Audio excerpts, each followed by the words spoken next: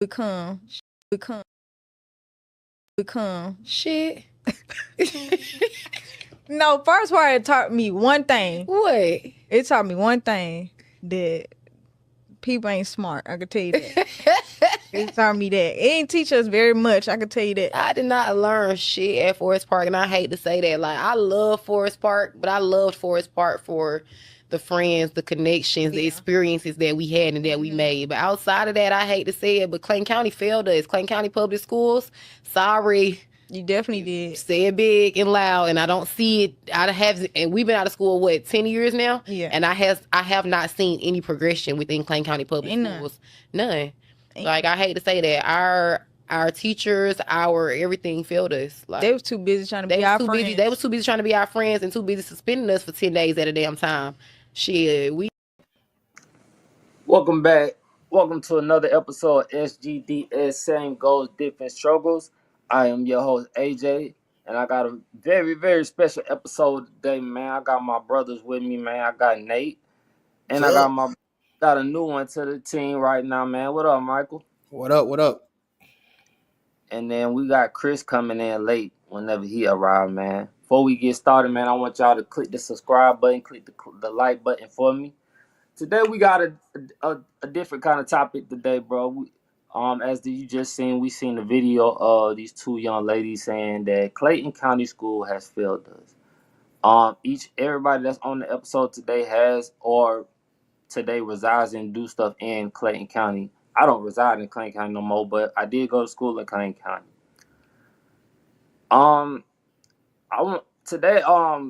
Nate, you still work for Clayton County, right? You still work with Clayton County. Michael, you are a teacher or? I'm a parent right now in Clayton County. All right, so since you're new to the channel today, bro, I'm gonna let you go first, man, and then how do you feel about the comment of the Clayton County school system failures? Michael, talk. It was funny. It was funny to me. And I looked at it two different ways. I looked at it as a former student of Clayton County Public Schools because I don't think I got failed, but I also graduated 10 years prior to her. So a lot of things have changed between when I left Clayton County and her time period, because I know we went through that whole thing with the losing of accreditation, and that did affect a lot of stuff too as well. But then being older, I'm looking at it as an employee of Clayton County, and I see certain aspects on the backside. Where was it the school system? Was the school, the teachers, or your community around you that contribute to you not learning anything in school? So it just took a whole different outlook from me. What about you, Nate? I'm gonna get my opinion last. What about you, Nate? Okay, and similar to Mike, I went to Clayton County Schools. I graduated, as you see on my tag, in 2009. I looked at it both ways. The first one, from a perspective, I wanted to know what type of student was she. She graduated 6 years behind me, and I can say from experience, I graduated the year Mike just mentioned it. The year that I was a senior was the year that they lost accreditation. They lost it in September of 2008. They got it back right in time for us to graduate, and we were probably the one class that suffered the most. Like, just to give an example, it kind of was to me, and I know you probably remember me sharing it on social media. I'm like, to hear it from a student that was 6 years behind us to say they didn't get these benefits, didn't get things. The school system was a lot better at the time when they graduated than it was when we graduated. Because for the one, if people don't remember that accreditation situation, most of that board was replaced. It was a board issue. It wasn't even an educational issue was the reason that it lost accreditation, for one. Number two, I can tell you from experience, it was for me, one, I don't feel like this county failed me for one, because I have been pretty successful post Clayton County. But at that time, for a student that was coming out of school, it did affect us because of what they were going on what was going on above us. It had nothing to do with the teachers, it had to do with the academics. It was simply mishandling of I think it was mishandling the board stuff at the top. That was the reason we lost accreditation. I gotta remember. I gotta go back and look at that. The rulings in 08. But basically, to hear a student says that when they got way better opportunities than us, who a lot of us were rejected out of certain schools that we applied to simply because they didn't even know the full situation of what happened at accreditation. So to hear a student in 2015, once the county was in a lot better situation, they didn't have to go through the graduation test. They didn't have to go through a lot of things that us three went through to graduate high school. Say that statement. It was like, okay, so what did you really learn? Because you was also in another situation where you also went to Forest. CJ's not on here, but they went to a renovated Forest Park High School, so they had a lot of different opportunities 6 years down the road than we did in the 2000s. So I tried to respect what she had to say as far as that, but at the same time, it was like, how can you speak for a whole county off of your own experience? And see, the thing about that situation, the thing about this is like, what did they fail you at? It's like, what part are we talking about they fail you at? Because it's like, I don't know, like I just don't know what to really say on it, because it's like I'm trying to figure out where did it fail at, to the point where, or did you feel like they didn't show you? Because the thing I was telling Nate earlier is school never prepared me for life, really. In a way where I'm saying, like, shit, it never taught me how to set up a trust fund. It never said, like, investments. It never taught me how to really be an entrepreneur. And I think now with this generation, they see so many ways how to be entrepreneurs, and schools don't teach you that. Well, I could say this. You got to remember, at the time, especially for us, school was pushing college. They were heavily pushing college. It wasn't pushing to own your own business. So people fail to realize that. And then I can say, yeah, they didn't teach us too much how to do your taxes. They didn't really teach us too much banking and checking account. All some of the information as an adult, they really didn't focus on teaching. And I'm only going to assume, because not just the way the curriculum is structured, it's more or less, it was something a lot of people thought parents should do, which was a misfire for us or our community as Black folks, because sometimes a lot of our parents didn't know how to do it to teach us.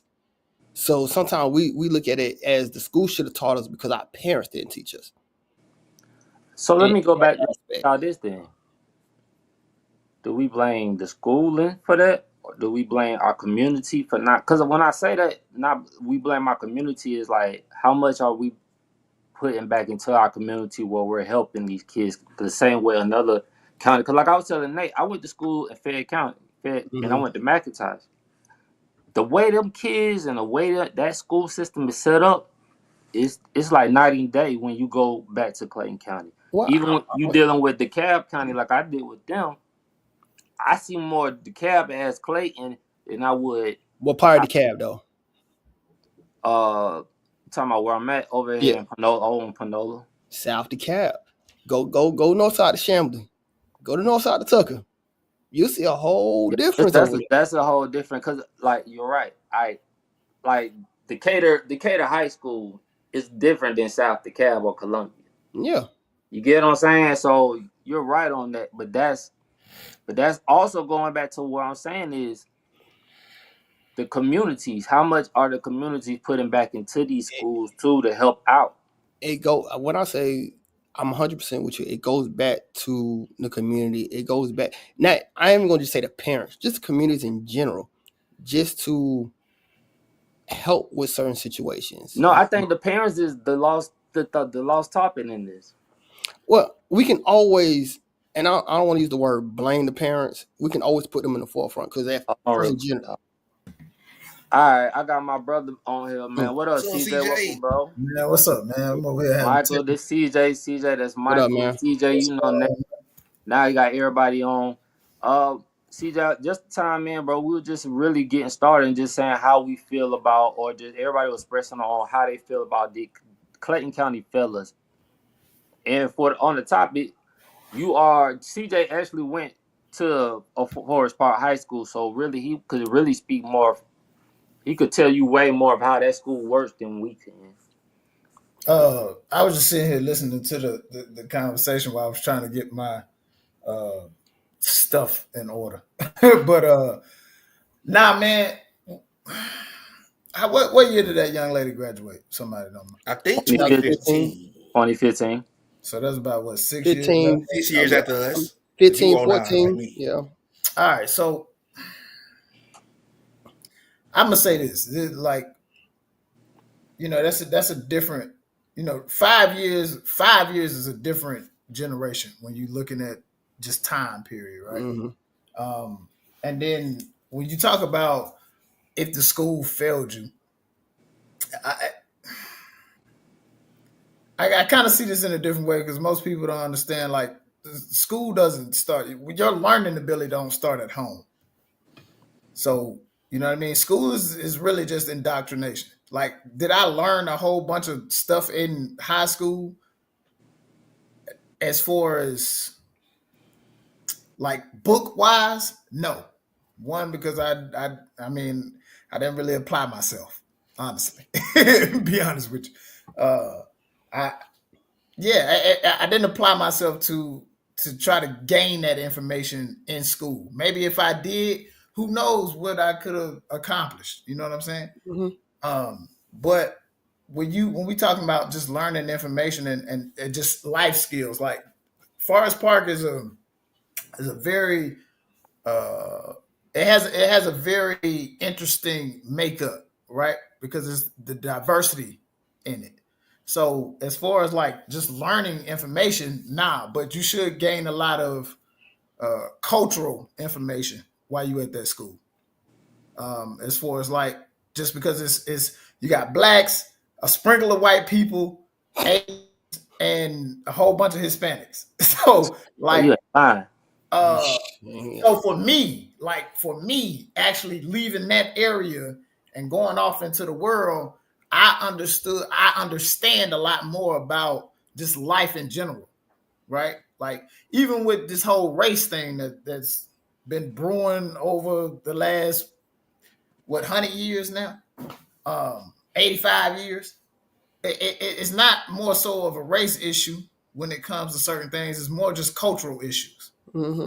What you do in your culture, I may not agree with, but that's your culture. So if you don't understand that and the intricate parts that move around like that, you're gonna have a problem. So I think that young lady, I think a lot of people just got to get outside of that metro Atlanta area to understand what life is really about. So the culture is the problem then. A lot of, black culture is the problem. I mean, when we talk about it, like, let's gather it up. Like, this young black group of culture right now is the problem. Like, you see more children dying today than you ever seen in your lifetime. I'm gonna say this: when I was working in the middle school, a lot of these kids wanted to be artists, rappers. Yeah. Granted, we did too when we was in high school because we had Hit Squad, Southside Mafia, walk on them, progressing. But some of them didn't realize a lot of the artists and favorite artists they were listening to graduated school because it's never talked about. Like, how often do you hear about 2 Chainz graduating close to a 4.0? He don't talk about it. Everything he talk about is about him trapping. So they think about it as the way to go. Like, if I want to be this successful rapper, I got to be this trap star. Because that's what they hear. But you don't hear about how... But see, it's not that no more. Now you got the streaming. Now you got YouTube. You got TikTok. You got other ways in the community. And I think that also, too, to me, so the way social media has set up and really, I feel like just taking over a lot of things of how people think and how they spend their time and day. We didn't spend our time on social media. A lot of us was hustling, like we was outside working or doing, you feel me? So we had a different input of like, we had a different type of lifestyle and the way we was training, the way we was thinking. Like me and Chris went after, like I said, after school, he went to Tennessee, I went to Texas. A lot of these kids don't even leave the state. Yeah. So, and then when you a lot of them leave Metro Atlanta. Like they don't get outside. So after that, you don't see nothing. You think this is everything in the world. This all you see, and then you got this phone, and you think this. You want to be famous. You want to be that. I want to know I want to ask that girl how many books has she really read since school. How much have you put into learning and really, because it comes a point of time, and me and CJ had talked to this before, where you got to stop blaming other people for what, or other things for where you're at in your life. Have you put the time in to see or try to learn new skills? A lot of these kids don't got skills. And just learn. I'll be honest with you, when I was at Riverdale, my 10th grade year, I took home ec. And it was maybe 12 of us in that classroom, I'm gonna say. So when I hear people say, "Oh, they don't teach this, they don't teach that," the class is there, but it was a class But it wasn't cool. It wasn't cool. It wasn't cool to take. It wasn't cool. It wasn't a mandatory class, but it was a class that you could choose to take. Nobody wanted to take it. I took home ec in middle school. We took that in middle school. I know exactly. In middle school, it's mandatory. We had to take it in middle school. I was in there making pizza rolls and all kind of and everything. You feel me? Like, think about it. Woodshop class. How many kids take that? Go ahead. That's a fact, though, Mike. I agree with you, because Mount Zion was one of the schools that was one of the only schools that had broadcast at the time. So I took broadcasting all 4 years. But I got in real good with my teachers. I learned a lot of things, and it was able to go into what I did after high school. So a lot of them don't really take those skill classes serious like that either.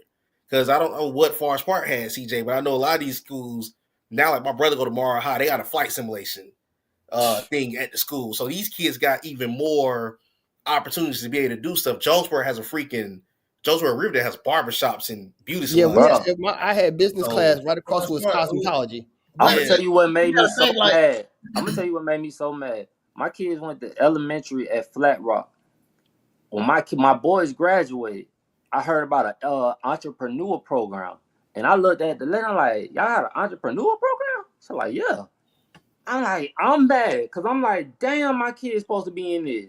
But that's I'm looking at a lot of stuff they have for these kids now, and I'm like, I wish we had it when we was in school, because I would have took it. Like, this is a new phenomenon though. Like, see, so like when we was coming up, like we had the workshop class, we had the nursing class, we had the criminal justice set up back there in the back, the auto mechanic class, we had all of that stuff, but a lot of people didn't see you really didn't have people actually coming around talking about this information about how but this is the thing, like, or if they did, we didn't pay attention to it. Yeah, no, they didn't though. Like you don't have any. Like I remember being in school, we only had the actual teachers that actually taught the program, but they just teaching. But you don't have anybody coming back saying, like, I'm just learning this now, just with me working with pardons and paroles, and helping people repair their lives and coming back out of school. I mean, coming out of prison and repairing their lives. I'm learning that you can make $200,000 just being a master plumber. You know what I'm saying? Like, you ain't got to do nothing. You just got to point and direct stuff. Yeah. So but that go back to what I was saying about skills. But you don't have anybody coming and having these conversations with people though. I think, I want to say, and I could be wrong, I think they're doing it more now. They are. Because they're not directly just pushing college anymore. Right, because of the lack of plumbers and electricians, and when we was in school, they heavily pushed Push going college. to college. Yes. That was heavily pushed, and so a lot of the entrepreneurship was like, whatever. Yeah. Like, because I had a lot of teachers who looked at me, and they looked at me differently because my dad did own his own business. So, and part of it was like I wanted to follow in his footsteps and own my own business. So, some classes I didn't want to take because I wasn't planning on going to college. So it did piss a lot of teachers off. Like, you could do X, Y, and Z and excel here, but that wasn't what I wanted to do. So, I took a business class. Like, Riverdale offered a business class. I enjoyed it. But But it was like, that goes back to you learning in the home though. Like you understood that, like, oh, my dad has a business. Why would I go do anything else? Like that to me, I'm that having that only problem makes now. sense, though. I'm having that You know what I'm problem saying? right now. Like with my daughter, like she don't really That only makes sense though. But look, when we think about it, when you look at it, other cultures do it. You see what I'm saying? Like white people do this. They're like, why? do it. The Indians Finish high school, but after high school, come on, man. I'll say this: you got white people who, what's that word? Nepotism. Yeah, Their kids in that business if they already have it, or they push college. It's like you're going to either go to college or you're going to work this business. Yeah. You got Hispanics, but we don't push that. You got Hispanic because a lot of us don't own our own business. A lot of people don't own businesses, and let me ask y'all this: or legally, like let's be honest, legally. Yeah, because all the entrepreneurs I knew growing up was. Hey, go ahead and say it. There you go. I learned business from them. Yeah, and some of their business tactics wasn't that good. Wasn't the best. and then sometimes, and I'll be honest with you, that's even with my own pops, and I messed up with this because even though I worked his business, I didn't like it because I felt it wasn't something for me. If I could go back 20 years, I probably my mind with the mindset I have now would have really took over and kept building on the business. I hated cleaning. But that go back to school though. Yeah. School don't teach us to be entrepreneurs. So when you in school for 12 years and you don't get taught that, that's not something you really if it's not in the home. Yeah. And it also go back to the parents. I think that's the law. Like I was telling Nate, that's the lost cause in this whole. It's always parents always gonna be the lost cause. It's always gonna be the first cause, the last cause. And I was telling him earlier, I learned a lot during COVID. And when I go back to that is look at the community and how they freaked out and blamed the teachers and got mad at the schools because they couldn't even set up the goddamn Chromebooks. You don't want to even have nothing to do with the teaching and everything. So it also go back of this young lady saying Clayton County failed us. So what did your parents help you with? Nothing. That's true. And I also add to what you said, it also depends on what standard was set in your family. Because prime example, I was one of the first, I was actually the first boy to graduate college in my family. And we have a big family. So me being the first one, and that's in the 2010s, graduating from college is crazy when you had all these, I'm not even the oldest grandboy in the family. So that was one thing. And then another thing, because a lot of that generation was graduate high school, get a good job, you get up out of here. It wasn't even the business thing that was set out there. Some didn't even go as far as even having college set out there. So I think, like you said, going back to what was the standard even within your own family? Did you have was you influenced enough to see that there's more than just going to school? Because she said the statement that kind of bothered me with what she said was, I learned about just the people and the connections. Like, what connections are you applying to in current life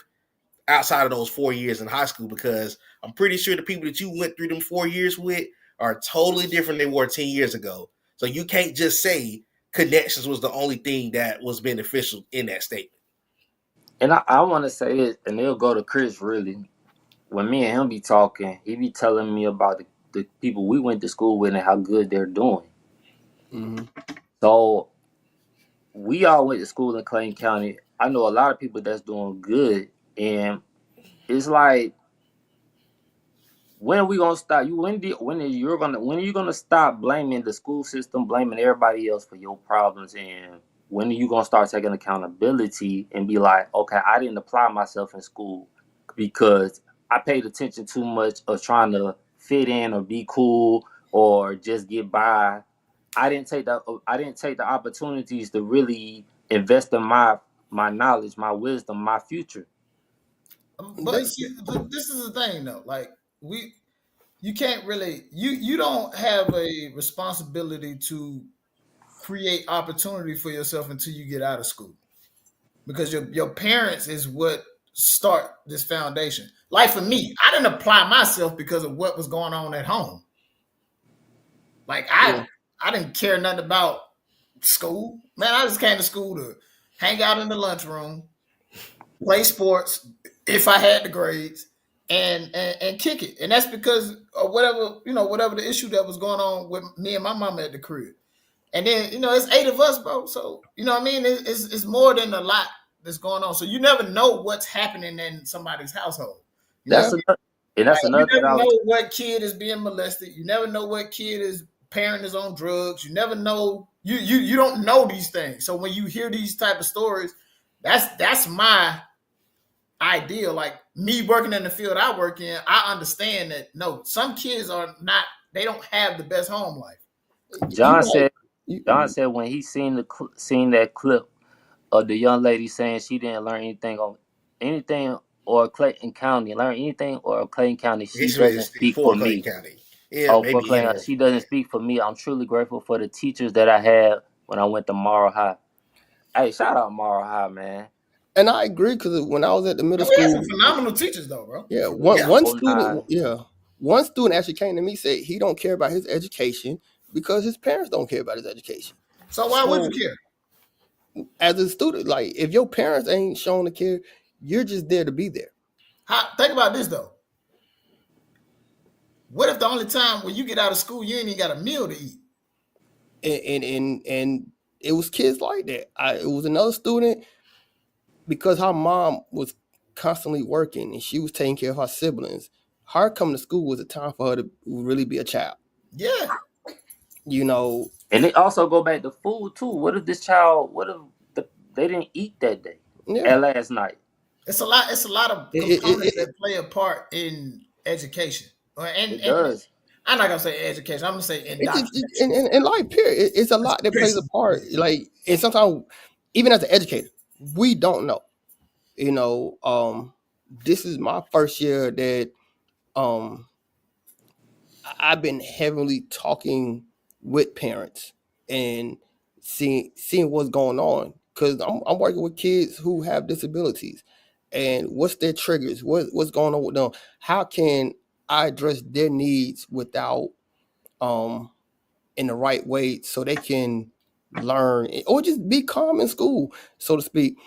And sometimes you look at what's going on, it's like these kids don't have a stable life. Like, and sad part about it is, and I know AJ, you do a good job with your children.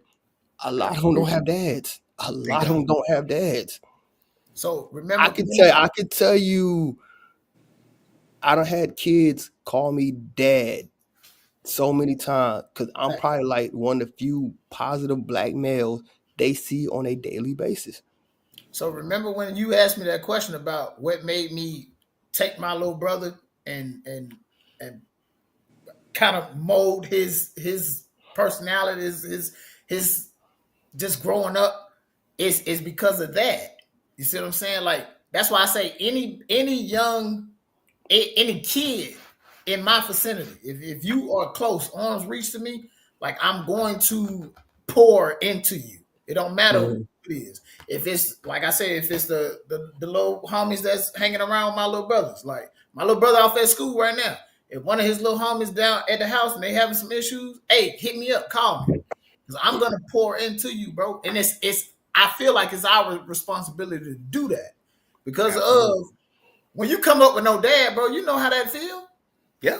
I don't care what no man talk about, and no grown man. If you came up without a father, you know the feeling of, that feeling. that abandonment feeling, that man, damn, why he don't want me feeling. Everybody know it. So when I'm sitting talking to a kid who don't have a positive male influence in their life, I know what that feel like. I can understand that. So yeah, I'm gonna perpetuate that to you, so you can, you know what I mean. So you can develop in a proper manner. You don't have to be in the household with somebody to guide them the way they needed to be guided. Let me ask y'all Absolutely. this. Well, I can ask y'all this. Or have the teachers changed? Or they not? Because I can name teachers like Mr. Hines that, or like we had coaches, or we had people that really cared about us, bro. Like They some were older. coaches took us home, like they was there. It's It's not like that no more. I'm gonna say 50-50. Teachers haven't too much change, and then this is me talking with my coworkers, because it's a lot of stuff they want to do. It's more the rules and the gray areas and the guidelines and trying to be protected. Political stuff, yeah. It's the political aspect. Yeah. Because I mean, for instance, you do have some teachers who take kids home, but then when something happens, Yep. now you're stuck in a situation where you don't want to be in. Like, we didn't think about it back in the day. Think of how many times now we're seeing these teachers being put on news, sexual assault and this and that. Like, now it's like, how can you prevent such action? Don't be in the classroom with the door closed. Don't be alone with the student. Don't take them home. Like, it's stuff like that when we was growing up, it seemed normal. It seemed okay.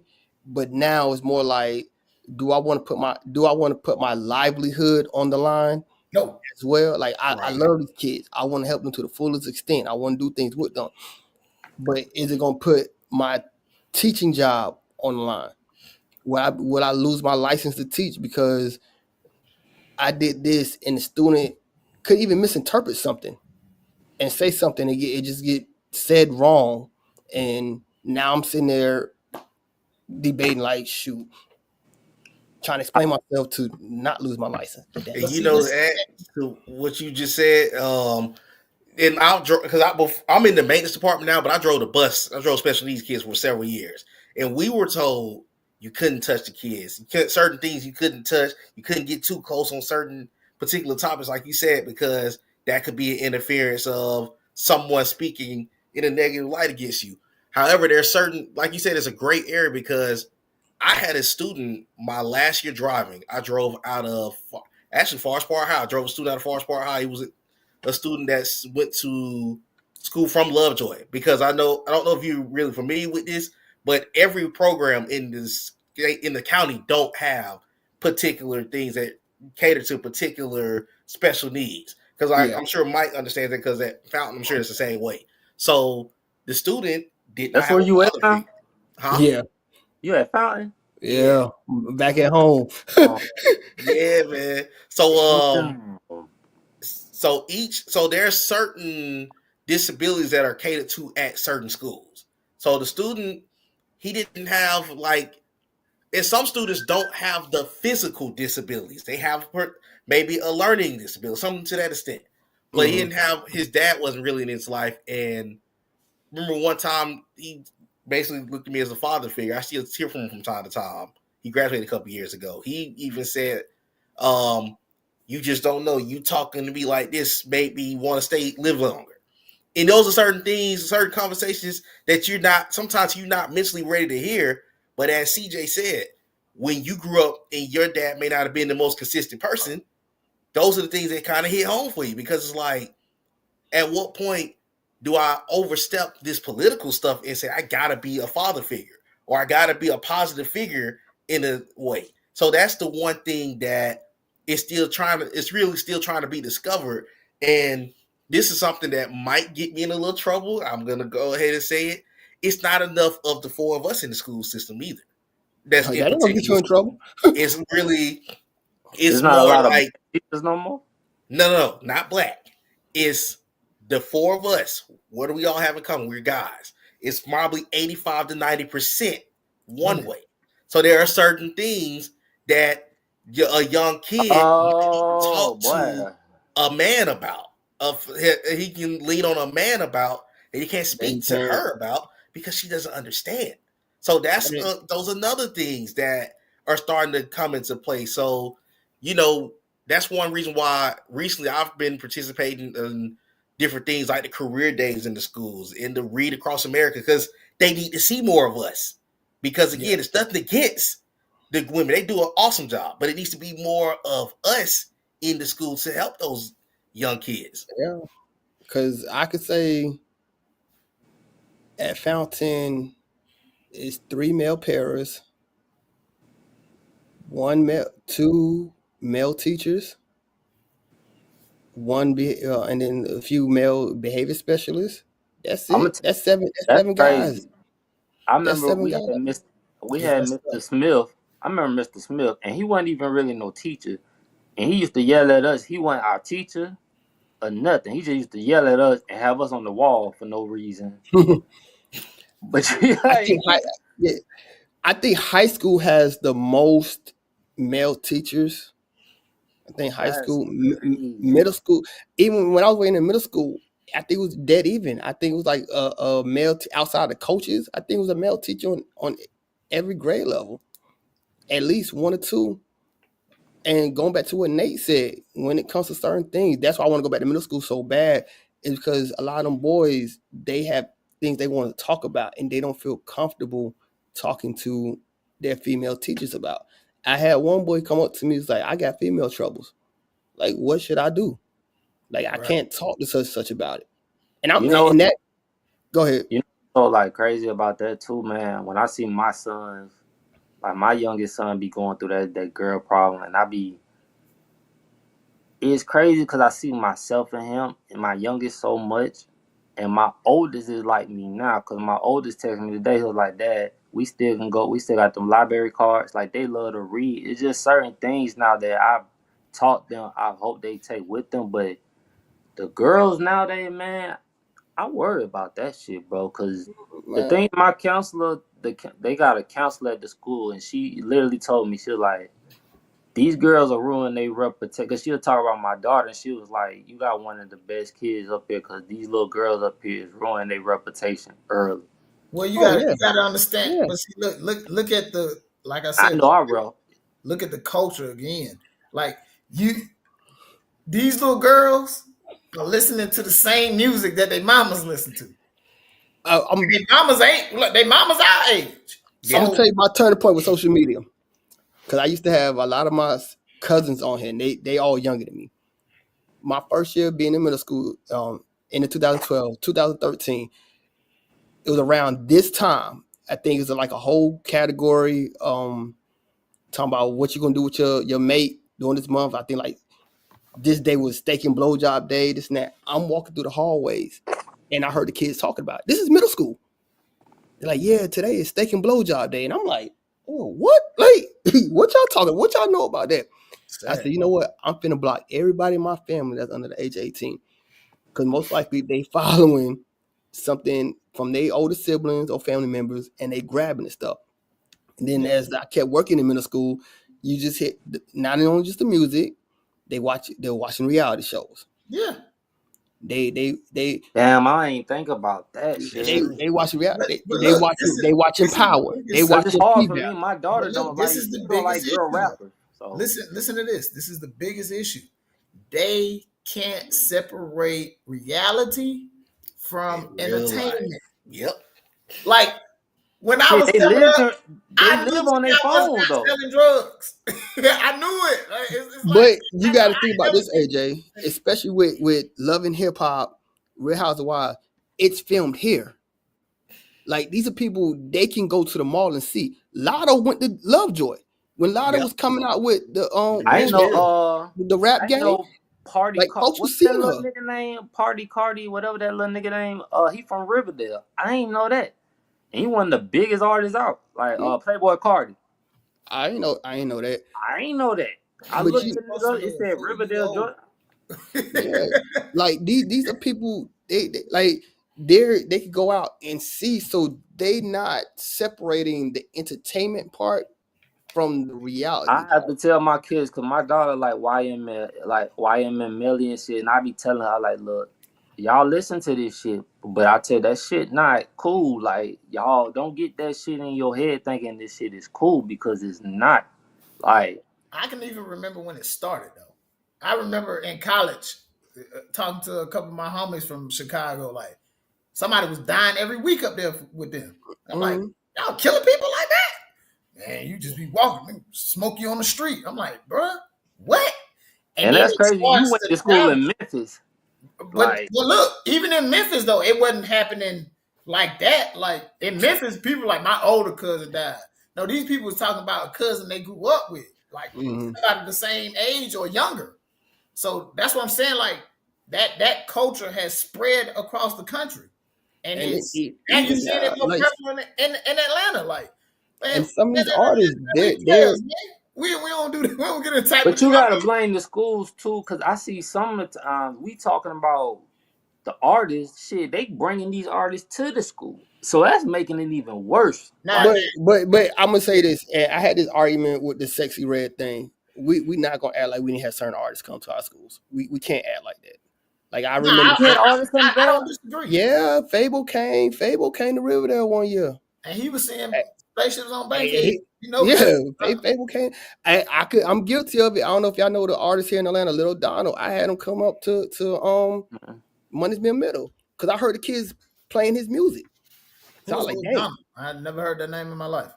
You heard the song. I've heard it. You probably heard the song. I know he had signed with Future for a minute. I knew him because just working in the industry, all the little underground spots and all that, he was up and coming. But when I heard the kids play his song, listen to the song, I was like, you know what? Let me grab him to come up here, and they appreciate it. But you know, John said, "Don't get him started on Sexy Red." No, I'm not gonna get him started. But I just knew that while I didn't agree with her coming to the school based on her songs and everything, I'm not gonna act like we didn't have artists come up to our school. But see, during that period of time, we was on crunk music majority of the goddamn time. So it's like that ain't no better. We were fighting. We were paying $20 to get put out the club. Come on, rather them fight. You rather them doing fight. That for? Look, they didn't went. They didn't went from fighting to these little niggas just went like they got guns on them like 8th, 8th grade, 7th, 9th grade years old. We were just fighting. Yeah. I think that's life right there. You know what though? It reminded me of Friday. You win some, you lose some. They scared to take an L because now that L's recorded. Have you seen them fight? No, they can't fight. They can't fight. Nah, ain't no fight. My kids show me a fight used to show me a fight every day on their phone, and I'm like, bro, y'all little niggas can't fight worth a damn. Like, they can't fight, and they pick the worst places to fight because you know how many fights there was in the bathroom? Like, yo, y'all piss on this floor. My son, like, I'm like, why y'all going in the bathroom? Why they always going in the fucking bathroom to fight? Like, because they supposedly think they can't get caught because it's in the bathroom, closed doors. But the issue now, this generation, you got phones. Jumping now, like these need to be jumping seriously now. Like, but be so much going on. Then the girls make it worse. Stephon just got into it with a girl the other day. I had to get him out of some situation. They're about to send his ass to ISS. And I was like, you just said he walked away and she pulled his hair. What do you expect him to do from that situation? And I think that's why is she pulling his hair? That's another issue. That zero tolerance policy I kind of disagree with because I hate it. Everybody gets blamed at fault. Like you said, his hair got pulled. What you expect him to do? Like, really? But nobody knew what the whole situation was crazy because the whole story, the lady, she couldn't even tell me the whole story for real because she didn't know. The teacher didn't know. I said, how the fuck the teacher don't know? Where was the teacher? But that's that gray area where the confines of too many kids in the classroom.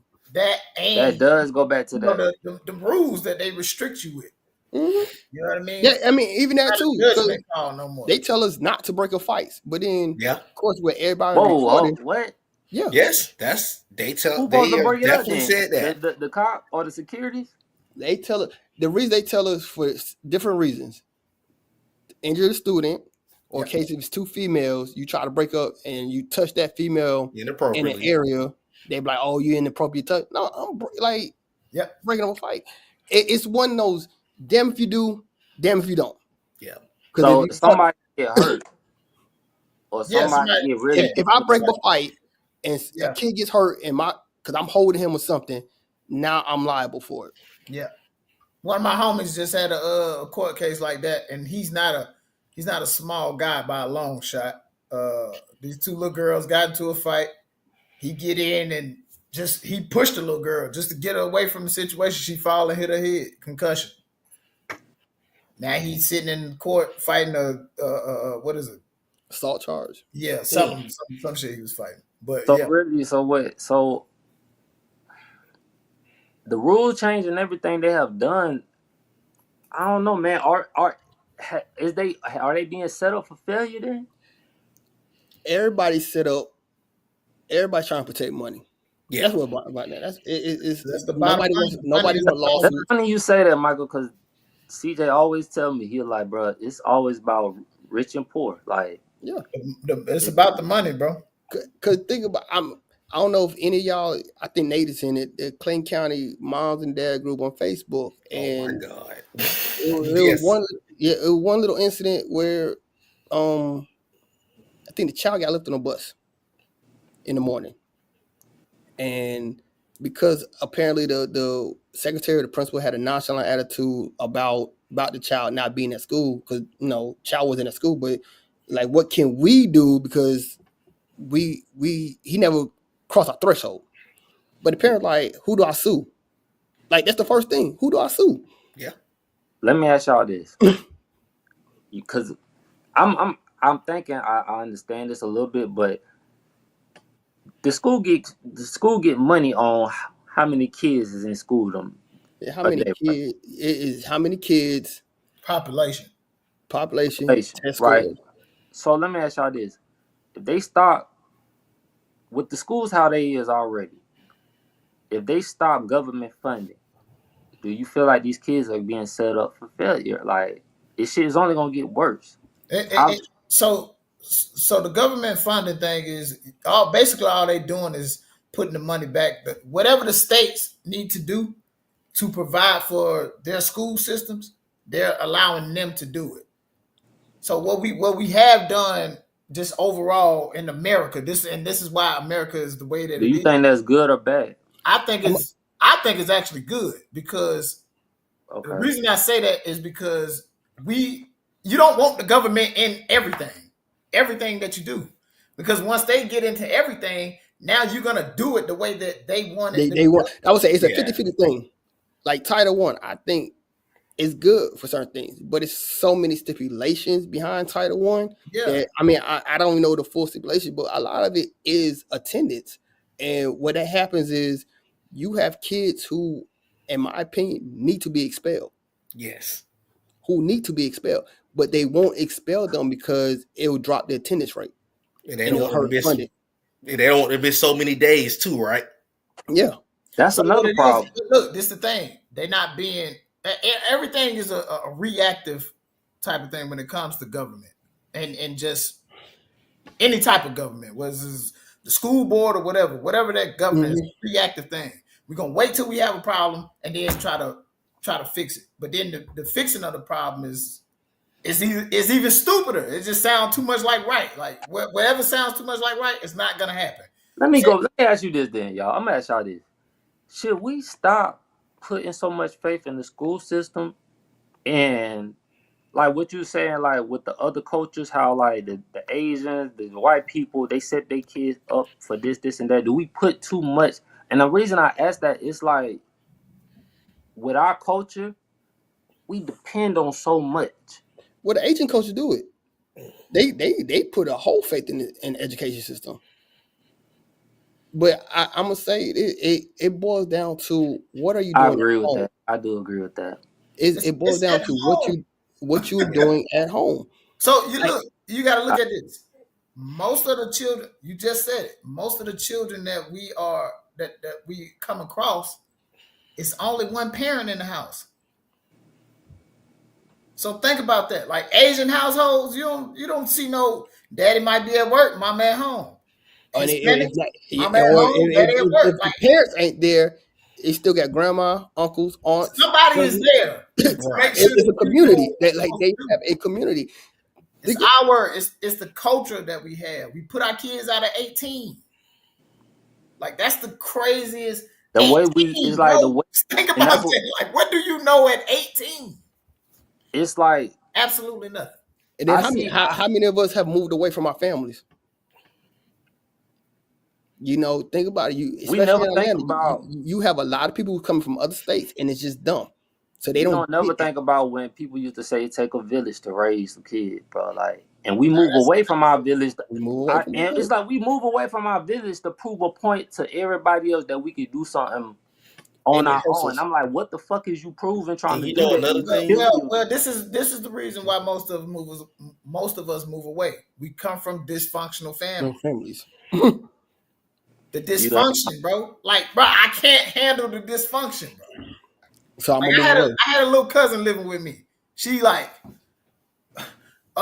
man, we need some kids around here or something. It's like, no, you don't. Just sit down and chill.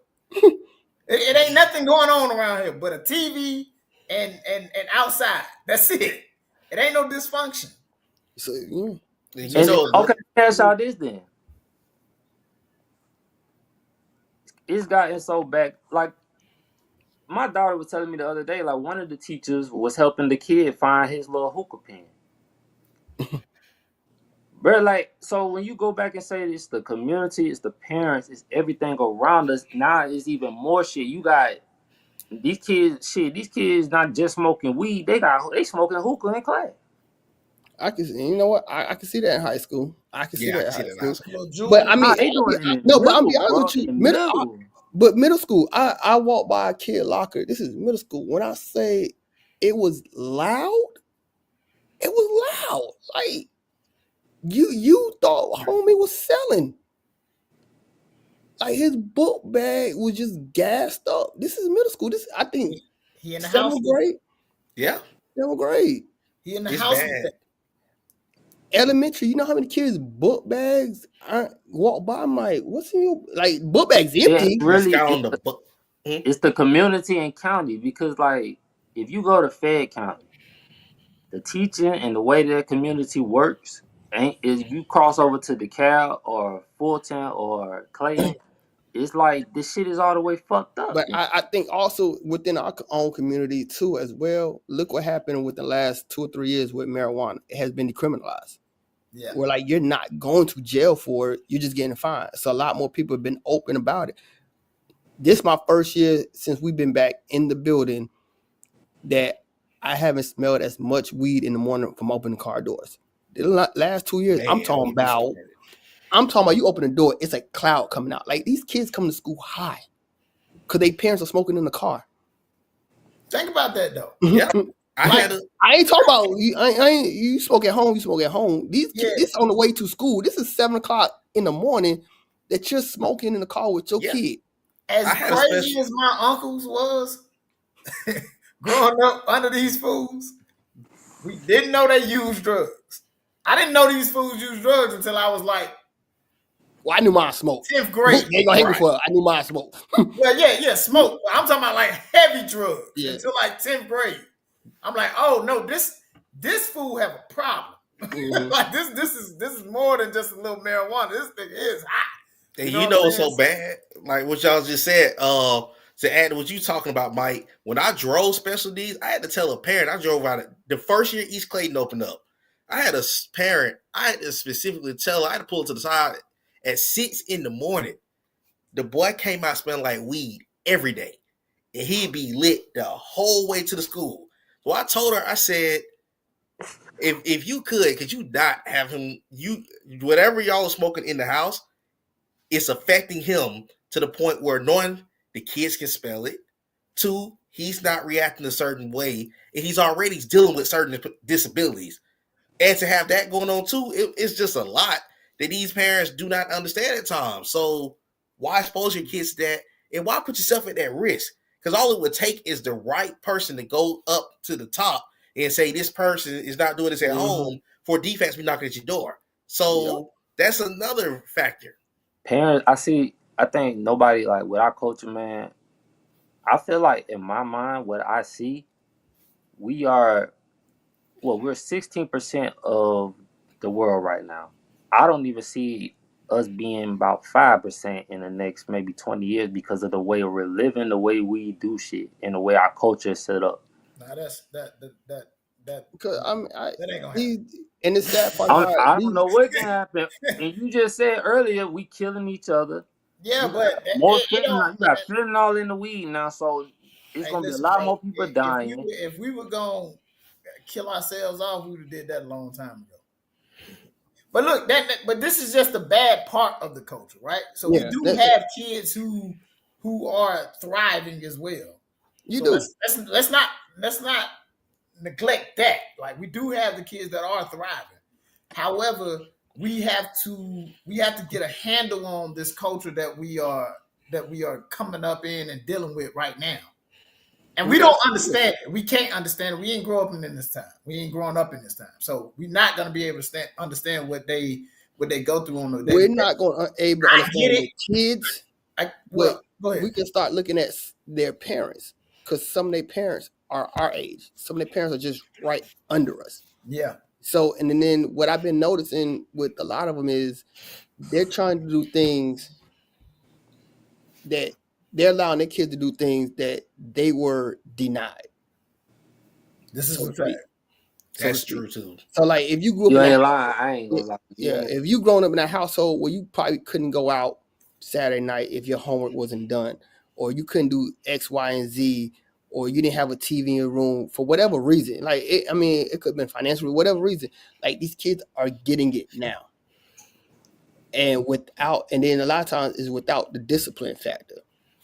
And I ain't talking about beating your kids. I'm just like literally this, but like I had one student, like, boys acting up, straight up acting up, want to try to fight, don't want to do his work and everything. Tell his mom. Next thing you know, seen a little dude at some bouncy house down in McDonald's. Like, we just told you your kid, like, he just got rewarded for misbehaving. So now, my question: Where's the father? And see what mamas do. They doing this. But see, the crazy thing about it is, it's really the opposite. Because as we kind of got talking to mom a little bit, she got a little stricter. Dad is the one. Cause that's his so he don't got no discipline himself. Yeah, cause that's his baby boy. But it's a lot of men walking around with the self-discipline aspect of life is hindering them. But then, like, I'm talking to Sonny's kid. I got a TV in my room. You're 5 for what? Like, you 4 or 5. Why you have a TV in your room? But we've got away from, our culture has got away from the family aspect anyway. That too. Like, my mama used to make us eat at the table. I was just about to say that niggas don't even eat at the table. Like, Eric,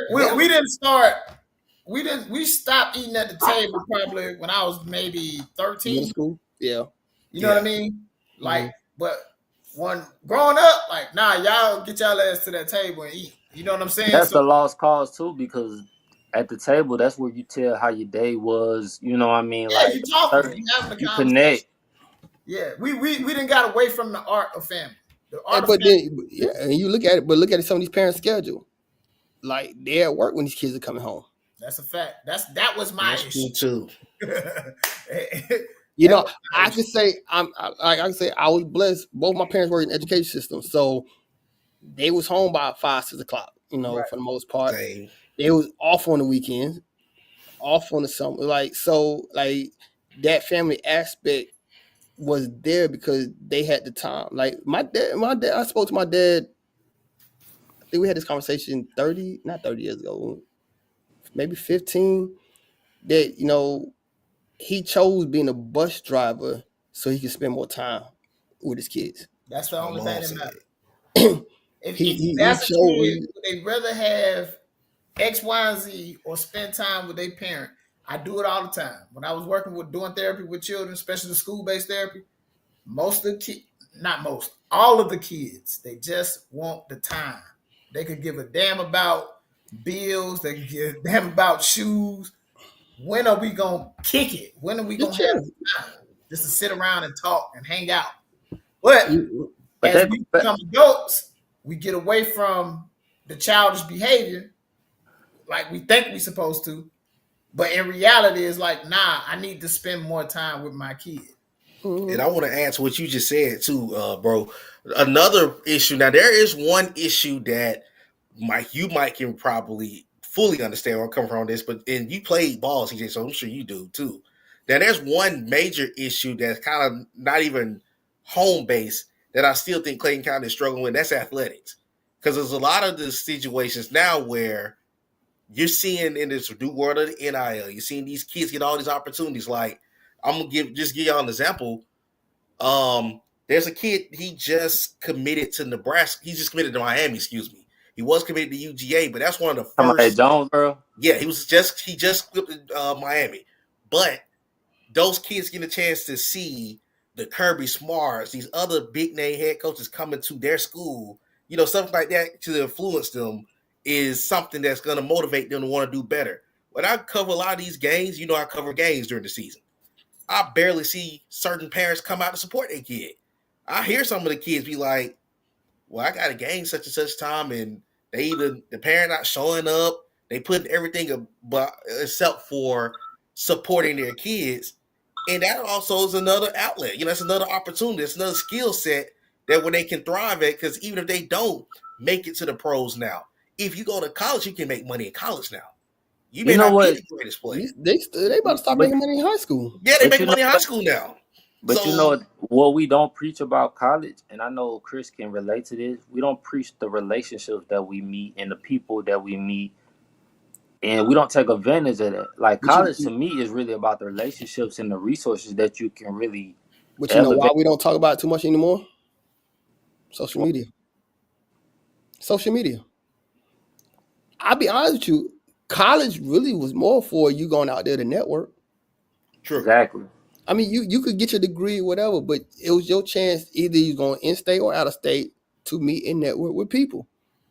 Facts. Social media has taken it.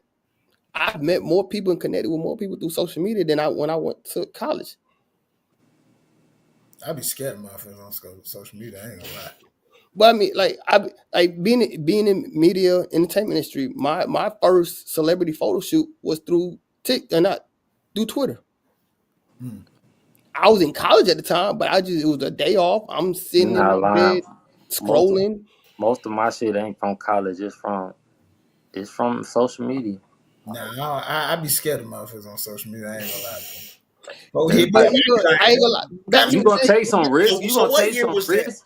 But that's how, like, when you connect, like, that's how I get most of my brand ambassadors and shit. Like, the females I post and shit, I hit them through Instagram. But I get what you're saying, because back in the day, it was kind of scary, because it was a real divide between being somebody on social media and the real you. Like, people was hiding. Right. Now everything is blended so much. You know. I think my mind won't allow me to just, like, I had a TikTok video that did some numbers one time, right? And people was hitting me up. I was like, oh, this shit weird. Let me go ahead, and I just stopped making videos. I'm like, nah, I'm kind of cool on this. I don't like talking to random people anyway. You know what I'm saying? I'm gonna tell you what's up, bro. Cause I seen y'all, like, I seen Chris and Nate messages, like, certain shit that I get. It can be the most stressful shit ever, bro, because you got random motherfuckers coming at you all day long. Like, my wife hated. My wife all hated. We day be out. long. It has been recently, but we've been out when we first started dating. We was going outside in the city. And they be like, "Yo, money, what up?" I'm looking like, she like, "Who's that?" I was like, "It's probably somebody I met a couple years ago." Like, it can't get it's scary. the most, and they can't, like, nigga. Somebody told me something about go take my pills, like, for my mental health. And I'm like, damn, I know I mentioned that, but motherfuckers really be paying attention to that shit, bro. Like, motherfuckers. I know. Look, listen. I just had a girl say, she's like, I don't like the stuff you be posting on social media and stuff, right? So I'm like, I said, look, man, I just come on here to lie and joke. If it's something really that's going on with me, I'm not gonna put it on social media. I don't, you know what I'm saying? I don't really care. But people feel like they know you. Yeah, that's the problem. That's what the you problem. post. You know what I mean? And I'm like, bro, people that know me, they know, like, oh, he's trying to stir some shit. Like, he's trying to create some habit or something. Because I get a check on the 11th of each month from Facebook from engagement. You know what I'm saying? So yeah, I might post something crazy up there just to get people engaged, talking. I might go back and forth with them or whatever. But see, that's the thing. But if you People, don't know me personally, why do that you know what I'm saying? you Why do never you know. care? And see, with that situation, you never know if a motherfucker jealous or motherfucker like. And when I say that, it's like people hit you up, and when they find out you making money and shit, they just you gotta like. That's the only thing I'm talking about. Is like with just how this social media shit work, bro. It's just it could be a real headache, man. But these kids love it, and they see people getting paid off of it, and they feel like you ain't. Oh, I don't need a 9 to 5 to do this, or I don't need this to do that. But I They mean, don't understand what goes behind the scenes. And but Michael, I know you look can. what happened at the beginning of this year. TikTok being off for Oh, but my daughter few was going hours, through it. and They was My calling people the daughter was police. going through Look, the depression. But I was looking at her like, she? damn, you need to they get was yourself calling the together. police. Like, TikTok is down. They like, well, we can't do nothing Boy, about that. hey, People- buzzing through the door, daddy. What's going on with TikTok? Look, man, it's gone. You gonna have to get over it. Like, go play like, the game or something. but people are like, we gotta look at it just like if we lost a 9 to 5, like for some people that was they not, and I can understand if that was your money maker. I understand because now you probably trying to regroup. Me as a casual user, I was like, hey, no, whatever. But see, that go back to the girl that just graduated in 2015. She see that now and looking like, damn, school didn't prepare me for this. We didn't see that graduation. Right. It was But We no didn't see yeah. none of that. But school listen ain't though, gonna prepare you for school is not gonna prepare you for everything. School has been the same since it started. But it's been a baby It thing. hasn't been Hold on. in school. But then now I got my daughter asking me, why did she leave school? There's no involvement. No, it's not. No. Let's not say that we don't need it because people need No, I'm saying she said asking me why do she need it. You need it because it's another faction in life. Like you still got to involve yourself with people. Yeah, I can Go see ahead, that. Mike. Like you still got to develop social skills. So you need it. It's just not involved. What about the kids? But what about the kids that get homeschooled? It depends on the program. It depends on the program. It depends on the actual person that's teaching you. Like because you have certain programs where it's called a homeschool program, but it's multiple kids, and they have like one teacher. But I'm gonna go back to this, and people don't realize this, and I forgot exactly what year public education kind of became the way we see it now, but it was really in conjunction with the child labor laws. right. Like people don't realize that prior to that point, kids at a certain age went straight to work. Yeah. When they did the child labor laws, kids were put out of work because it was deemed too dangerous, and they were left wandering the streets. So public education became quote unquote a babysitter, is to get these kids off the street. Because prior to that, the only people who went to school were the elite. If you had money to go to school, after a certain age, you was done. That's a fact. It was only the elite that went to high school, went to college. People don't realize that. You gonna pick this cotton? My grandmother had to pick cotton, bro. Mm-hmm. Like you gonna work in that oil field. You was gonna work on the factories. Yeah. Like when they did the child labor laws, that changed and reformed the public education to a degree to what we have now, and it's been kind of changing ever since. So now when we talk about we're babysitters, technically that's what we was in the beginning, babysitters. Cause you said it does cause you said it's been the same. But when I talk to my kids, bro, like I was telling Nate, my daughter told me one day, she like, "Dad, I don't even have math today. I got math tomorrow." We had math every day. Well, when I say the same, I mean the structure of school. Well, every school is different because some schools work on a block schedule. Yeah. Damn, there I'm you go, not talking about right there. I'm talking about what they actually teaching. I'm talking about the structure of school. Getting on the bus, going to eat breakfast. You sitting in the desk. Your teacher just sitting there teaching. Like I'm talking about that. That structure of school has not changed since. So then that go back to what the girl was saying. If that structure that structure keep doing that, do you feel like that structure work or is it failing them? The structure works, but it's within the structure. Because not every teacher teaches the same. Not every child learns the same. What I've learned and what I plan on doing is I have to make whatever I'm teaching relatable to my students. Like for instance, with math, I keep seeing teachers use apples and oranges as objects. But some of these kids don't eat fruit. It don't mean nothing to them. But when you start using things they can use and relate to, and I'm not going to talk about the legal side because probably some of the kids probably relate to that too much anyway.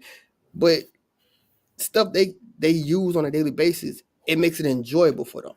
Yeah. Like this past week, and like I'm in pre-K right now, but we was learning about animals and so forth. What I end up doing with the kids, put on Lion King. I put on Finding Nemo. So stuff they can just relate to and see, like these are animals we're talking about as we learn these animals. It's just something simple. You know, because they only 4 and 5 years old, it just to keep their attention just a little bit longer. When we talking about the higher grades, what do these kids like? Like that goes to the teacher actually getting to know their students and knowing where they're teaching at. And it goes to be where you are from. Like to me, as a black male, I won't go to Cobb County.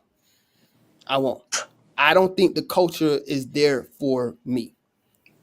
And then as one who likes history, I can see myself getting fired for teaching history the way I know it from reading. It's going to be outside that realm. I love Martin Luther King, don't get me wrong, but I won't focus on him. It's too many other black historical figures that we can know that they don't want us talking about.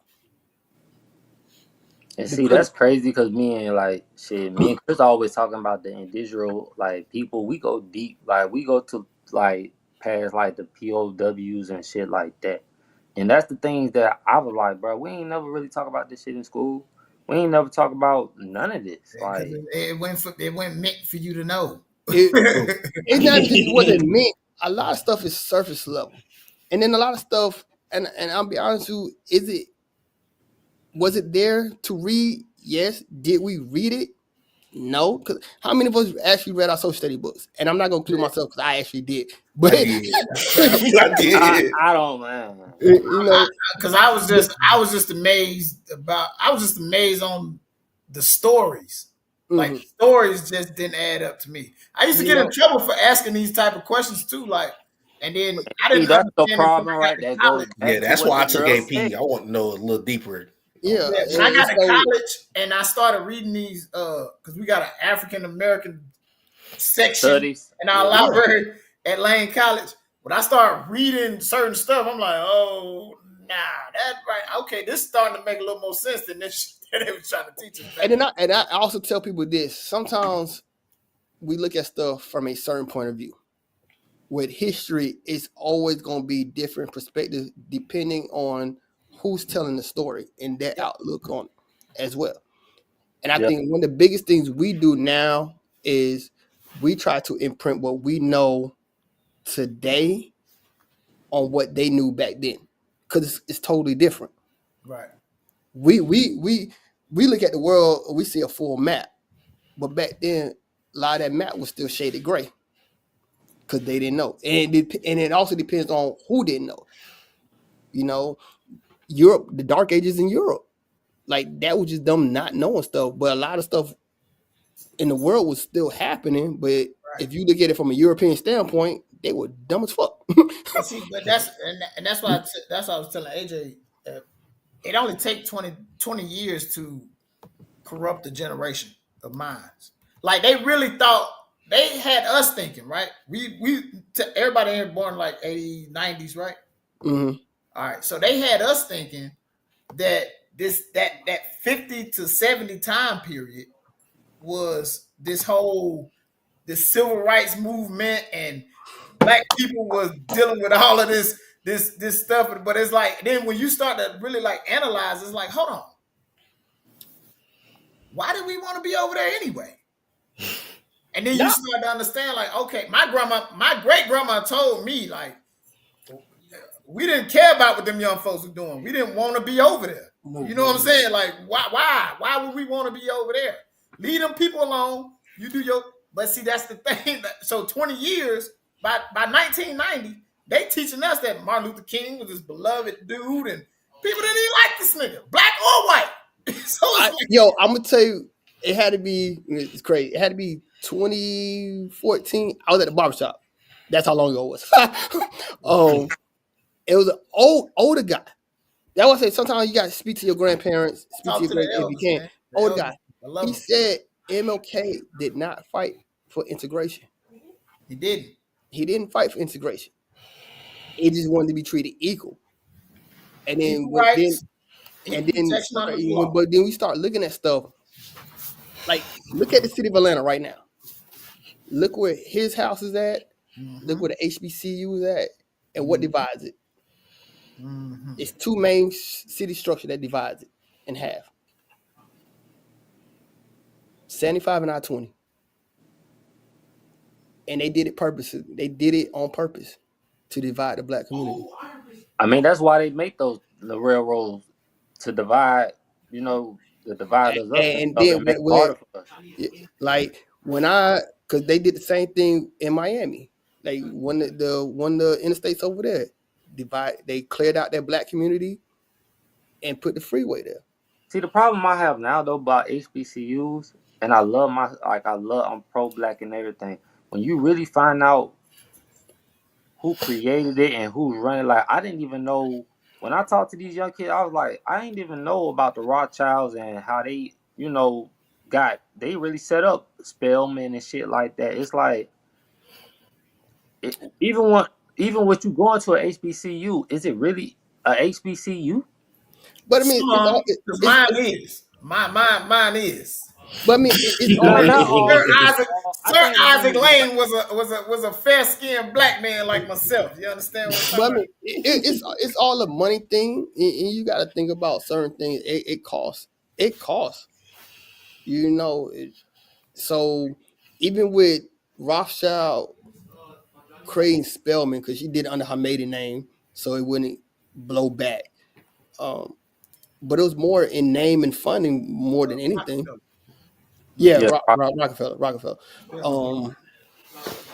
And that's for a lot of stuff. I mean, a lot of these schools, just a lot of stuff in general, even with us being the forefront of it, who's backing some of the stuff? And a lot of it is really just for the backing, but then you got to think about it like with the backing, like what are the stipulations behind it too as well? What did they have to do to make sure we got what we got now? But I tell people this, that CRT, that critical race theory, why do you realize why they don't want it taught? Think how bad it would mess up the political arena. Think how bad it will mess up the political. Well, it's two sides to that coin, right? Because, like, when you can look at it like if we giving the information now, it'd be like, hey, look, these are the black people that were doing things and thriving during this time period, right? But I think the information that we was getting, as far as Black history, it was making black people look more docile than heroic. You know what I mean? It didn't. I'm gonna tell you, this so is what it's two sides to that coin. Because depending on the child and how they brain take this information, it you know what I mean? It can play. They can play psychological games with it. I agree with you, but it wasn't the teaching; it was the pictures, it was the photograph. Oh, you talking about them doing them rituals and standing over niggas hanging and all that? Look at the time period. When it comes to a lot of civil rights movement, how are the pictures presented to us? In black and white. Black and white, yeah. Yeah, that's true. Black and white does something to our brain. I can't pinpoint what it does, but it does something psychological to our brain. I'm sure. It does. I'm gonna be real with you, but longest, I always thought, I don't know why, I used to think shit was just in black and white in the old time, like back then. Like I used to ask people, like, did y'all color have pictures? color back then? It was color pictures back then. When it comes to civil rights movement, a lot of our pictures are in black and white. It does something to it. It makes it feel older. It makes it feel. That's only. You feel like it went there long ago. Yeah. Yeah. Like nigga, 1968 was 22 years before I was. My parents. When he died, Martin Luther King died in 1968. My parents were born in 65. Right. My mama born in 71. Mine was born in 70. Yeah. Like when we think about it, like ago, bro. That's 20 years. It wasn't. But that black and white aspect makes it feel like it was older, ages ago. So this is what I mean when I go back to the critical race theory. Think about a lot of those people. If our parents were born around that time, and certain people around their age are in the political element or in these high positions. What do you think their parents were doing? They don't want secrets about their family coming out because it will mess up what they have going on. Right, because of, especially with the cancel culture shit now. Yeah. So like Jerry Jones standing outside yelling at the black. You know what I mean? Yeah. But I don't think. But do you really think the cancel culture is really as strong as it used to be? No. It's oh yes. But see, this is the thing. I can't agree with that. Yeah, but this is the thing that I think people don't understand though. That was a time period, right? I don't believe it's that strong. Once upon a time in this country, slavery was not against the law. Mm-hmm. You see what I'm saying? So it was a right. You had a right to have slaves. But hold on, slavery still is not really against the law. Because if you go to jail, it's the same thing. It's slavery. But that's how they tricked us, right? You know what I mean? That whole Jim Crow thing. That's how they tricked us into staying where we at. But not slavery. Being a prisoner of war wasn't against the law. I hate slavery. That just makes it seem like, you just like do what I say do type of deal. And I tell people this, like slavery is worldwide. American slavery is by far the worst type of slavery there has been in history. Yeah, because it wasn't like others where you was only a slave for a few years and let go. And you know what's so funny? My daughter came to me. She said that it's two things I didn't even know this at school. I didn't know black people used to own black, like they used to have black slaves owners too, and I didn't know white people used to be slaves. My daughter put me on to this. So look, pay attention to my boy Fred Hampton. Pay attention to the movement that Martin Luther King started, right? Martin Luther King started the Poor People's Movement, right? So it's not a black or white thing now. You take that out of it. If you don't got no money, we marching. We doing this. Right. Okay, pause right there. Go ahead. Fred Hampton had the Rainbow Coalition. It's the same movement. Mm-hmm. If you don't have any money, if you're poor in this country, we got to do something about this. So think about that. When we talk about the poor eating the rich, we can't have that. We got to have people still, we can control things. So these two men started the same type of movement and end up dying behind it. I can't. So that's why I tell you, it's not a black or white thing. We let the media do that. They're trying to make it a black and white thing with the little boy stabbing the kid. Yeah. I don't know if Fred Hampton. They're trying to make it a black and white thing there. I don't know if their mission was the same because the Rockefeller family was fucking fun. They was funding what MLK was doing. They funded the civil rights movement. So what are you saying about MLK? Movement. But movement, go and look at the poor people movement. Go and look at what Martin Luther King said in one of those last speeches. I think I integrated my people into a burning building. Yeah, I remember that. But what I'm saying about this is after. We were talking about this earlier. Look, we're talking about this earlier. The food thing. But look what he's saying. I go back to the food thing. The Black Panthers was setting up. They was feeding the community. That shit ain't like that no more, bro. Why? But look what he just said about what Martin Luther said. I think I integrated my people into a burning building. The integration, what we keep talking about, where is our community? Because of integration, we have moved to other areas. So instead of seeing your black doctor, instead of seeing your black dentist in your neighborhood down the block, these motherfuckers stay out here and let me ask you this. How many black communities, like just black communities, where it's just like it's clean, it's white picket fences, houses, and people just, you know what I'm saying? And it's just nothing but black people. You don't see how many of those? How many do you see? You don't see it.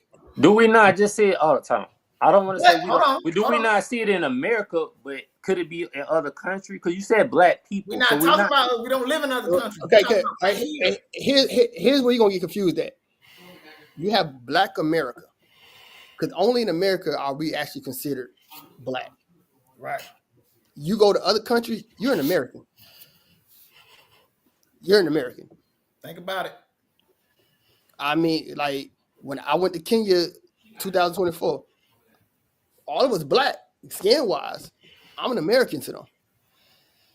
Think about it.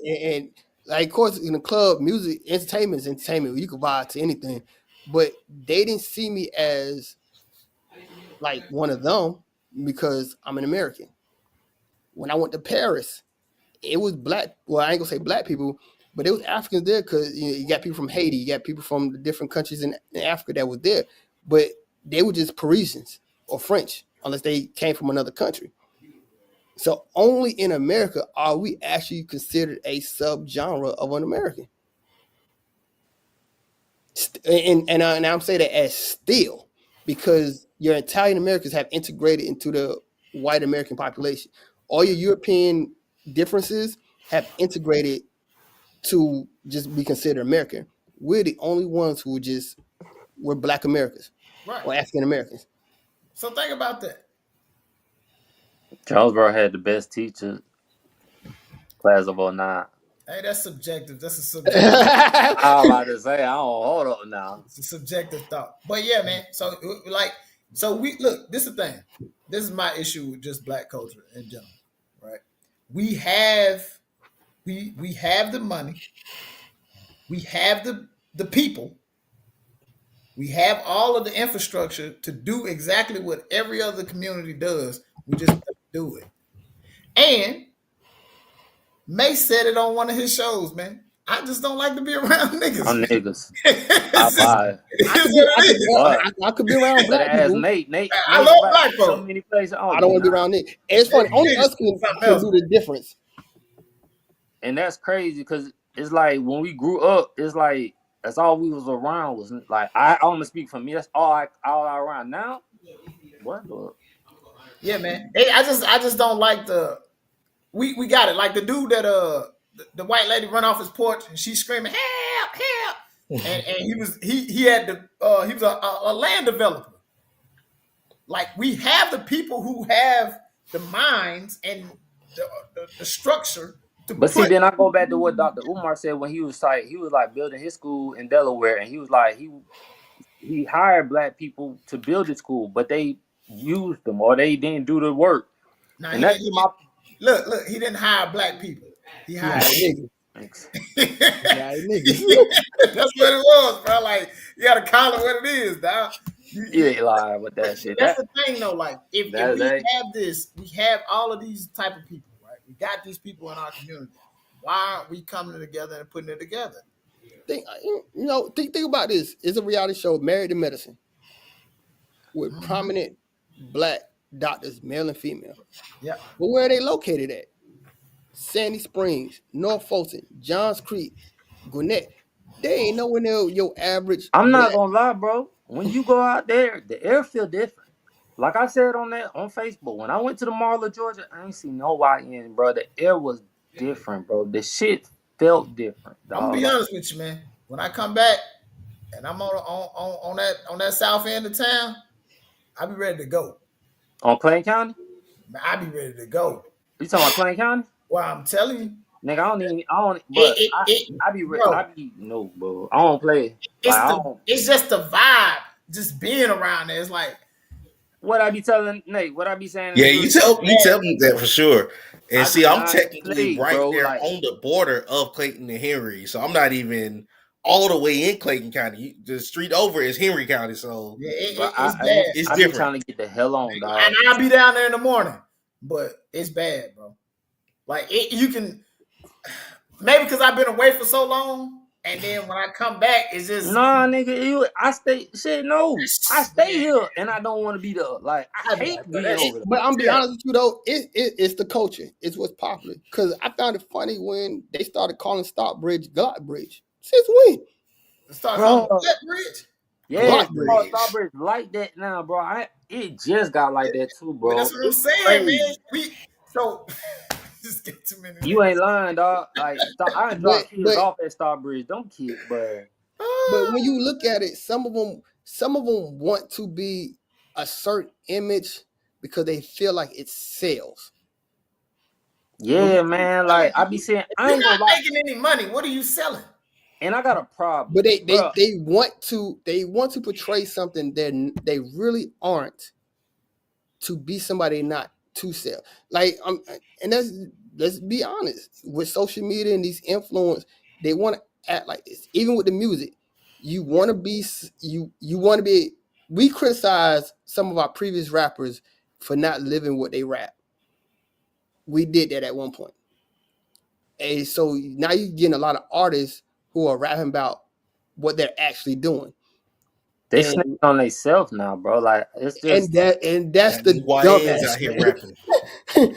That's the dumb certain aspect. morals and values now. I'm not gonna lie. This is the dumbest set of black people I've ever encountered in my life.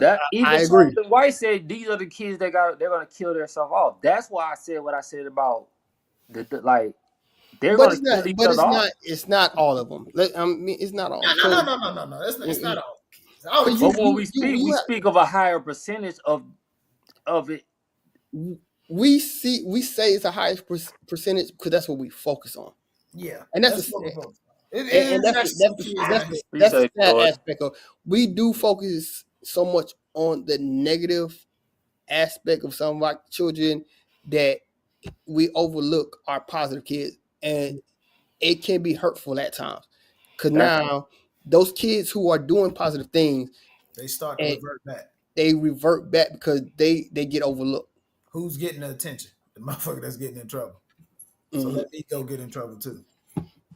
So and that's bad. I do think we need to like praise our kids that do good and do the work, because like we went like, remember you were saying like it's not like a lot of kids don't have 2-parent homes. Mm-hmm. Me and Chris can speak on not growing up in like in a 2-parent home, and look how we turned out. So it's not like growing up in a 2-parent home is just a guarantee. I'm gonna say that I turned out a perfect, just this perfect individual. I'm fucked up, man. I'm not gonna say just a 2-parent household. A 2-parent, for the most part, positive. A healthy positive. Because you can't have 2 parents in the house. You could have 3-4 people in the household adults. If they all messed up, they all messed up. It don't make no difference. You can have 2 parents in there. Your daddy don't do nothing. He sell drugs every day, smoke weed, play the video game. Your mama going to work. She coming home paying the bills. She arguing about, hey, dude, you need to get off your ass, go get a job. He like, man, do you think, I didn't mention this, but I wanted to ask y'all this. Do you think, because when, I don't know how old y'all mothers were when we was in school, but my mom was a little, like, she had me around 23, 24. I had mine when I was in my, like, 19, 20. The way kids, like, the way they're having the parents are becoming younger, the grandparents are becoming younger, and then the teaching is becoming, it's like the parents are more trying to be, I'm not saying that, you know, because me and my kids are real close. My kids will tell you right then and there, like, they daddy don't play. I don't think it's the age aspect, because I agree. I'm gonna say my parents had me when they were 22, so I don't even know how old my grandparents were when they had them, but on my dad's side, it's 11 of them. Yeah, it's 11 of them. So from 1964 to 1979, that side, my grandma was popping out kids almost every other year. But the morals and values, but I'm saying, I'm pretty sure the morals and values were different. Yeah, that plays a part. But you gotta think about a lot of stuff. How we look at one thing that we messed up with is that friends with benefits and that casual sex era. But you ain't lying. Cause think about how many kids nowadays are really kind of born off of one night stands. Or like when I was growing up, I thought having multiple baby mamas was cool. I used to see Lil Wayne having all these, but I'm like, damn, I want to have me 2-3 baby mamas, but that shit ain't cool. You actually thought that was cool? Nigga, all them girls out. Never mind, we not even gonna go. I can see where AJ is going with it, because those were our kind of outside of our family realm. Those are our extra influences. So you see Lil Wayne with multiple women. You see 50 Cent with this baddest chick. You seen that. That's what you wanted. You know, most of our music was talking about having sex. I mean, it still is now, but it was just like, it was real cool. Like, come on, Trivial, some cut. Yeah, Like- but see, so this is my thing. Like, I was just asking a question, but like for me, I didn't really look to rappers and shit for influence. Like I only got one. My mama is the only girl. I don't have any aunties, so my See, with influence me, came from my uncles, and they I had multiple baby mamas. But I started to see these niggas can't live on their own because they pay But I'm in child support, and they can't. You know what I'm saying? They live in the I house. don't think a lot of us, especially like when I look at us, because we are good thinkers, I don't think we literally try to have those artists as our influence. Some of it gets subconsciously ingrained. Yeah, it's the culture around. It's like It's the Yeah, culture. some of remember. it, It's the the culture people at you the grew time. up I around get though. it. Like, bro, like I said, it's things now that I did when I was my kids' age, I would never allow them to do. Not even go through. My kids ain't even been through the movies by themselves, bro. The things we used to like, the things I knew, like the things I think about that I did at a young did age that I thought Yeah. was so normal. I look back at it and like, oh, that was real fucked up. and Like it was it's real even fucked worse. up. Like But It's even worse now. you're it's right though. something To that answer your question. promoted on us. Like, bro, like But then here, I'm gonna tell you something, and not to cut you off, Nate. Look what you said. Some of the stuff you did as a kid, you aren't allowing your children to do. And it's for some of these parents, it's the opposite. Some of the stuff Yeah. they didn't do, they're allowing their kids to do. but They that's a great point because I they're was thinking they're missing my out. homeboy was telling me, he was like, bro, I'm gonna just be real, like, bro, like I wasn't having sex at that age, and I'm looking at him, I'm like, and it was a lot more people saying that when I found it, I'm like, oh, niggas weren't really doing it like that when I was there. But I thought everybody was. It's just certain because of what was promoted, what was talked about, what was Yeah. actually pumped up, peer pressure. So I'm thinking, oh, this is the thing to do, and not knowing these people really just hyping it up because they not really doing it. And now when I sit back, I'm like, damn, y'all niggas But really ain't have no way to go to these girls' house really. And how could I'm thinking like that now. So it's the things that was promoted to me, the things I thought was cool, the things, you know what I mean, smoking right. at an early age that like just certain things that I thought was cool that ain't cool. Like I tell my kids, that shit ain't cool. It will cause you a lot of trauma, a lot of things when you get Oh older. yeah. Yeah, but just Yeah. like you said, you're from your experience, you're doing it different with your kids. Like my mom, she was 21 when she had me, I think. I think she was 21.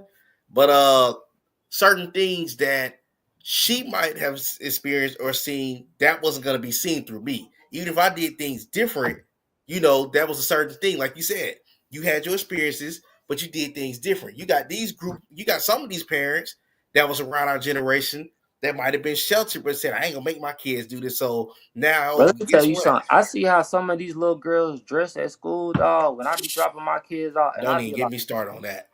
bro, That's why I won't Don't go to even high get me I school. don't started. even know who to be mad at the most though.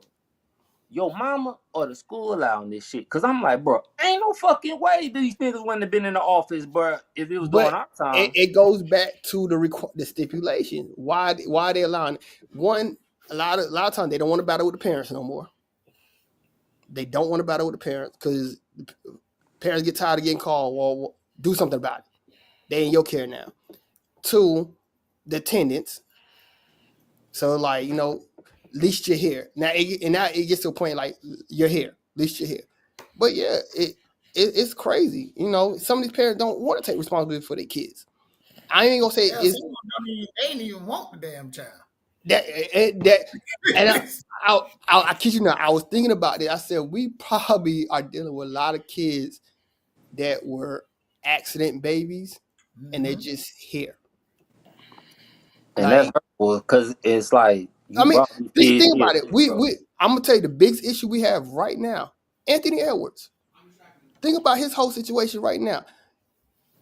His daughter, and granted, she probably not gonna be in public school, but she's gonna have to read this later on as she's growing up that your dad did not want you.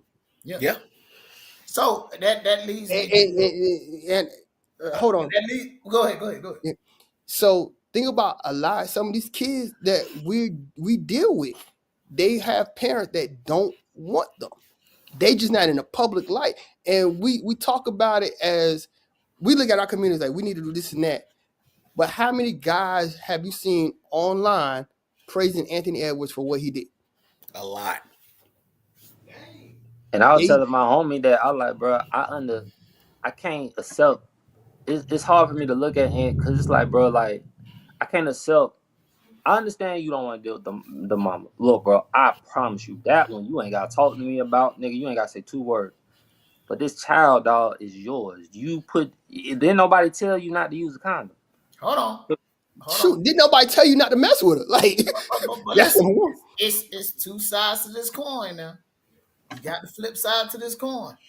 Mm-hmm. I'm telling you, I'm not going to be there. I don't want anything to do with this. And as a woman, because you in your feelings, you still decide to. For petty Are we reasons. are we talking before or after, bro? Because we're talking before or after. Because if you did it after saying this shit afterwards, but you expecting her just to go get hold on. Let me say this. We're not gonna see this. This is the part where I don't like to, even when in the counseling, I'm not absolving anybody from any. Okay. You see what I'm saying? Because she also made the decision to. She made a choice too. Take the sex. Yeah. You know what I'm saying? Yeah, so I agree. This is what happened in with women. They get he just and they get they don't have to deal with the consequences of their actions either. So let's look at both sides of this coin. And this happens a lot with women as well. You have some mothers who the father is better off, right? He got a better home situation. He might have another family going on over here. Mm-hmm. And he may say, hey, send me the baby over here. You ain't taking my baby. She's struggling. So she'd rather take the baby through all of this bullshit, shelter living, house hopping, and all of that, rather than just send the man the baby because she in her feelings. Now, do you absolve him of his responsibility? No. He got to take on the responsibility too. But nobody is actually thinking about the best interest of the kid. And in the work that I do, I'm always thinking about the best interest of the kid. I'm going to let y'all go. I think that goes to whatchamacallit. In the situation you just describing, that goes to them not getting. That's when you need to get the courts involved.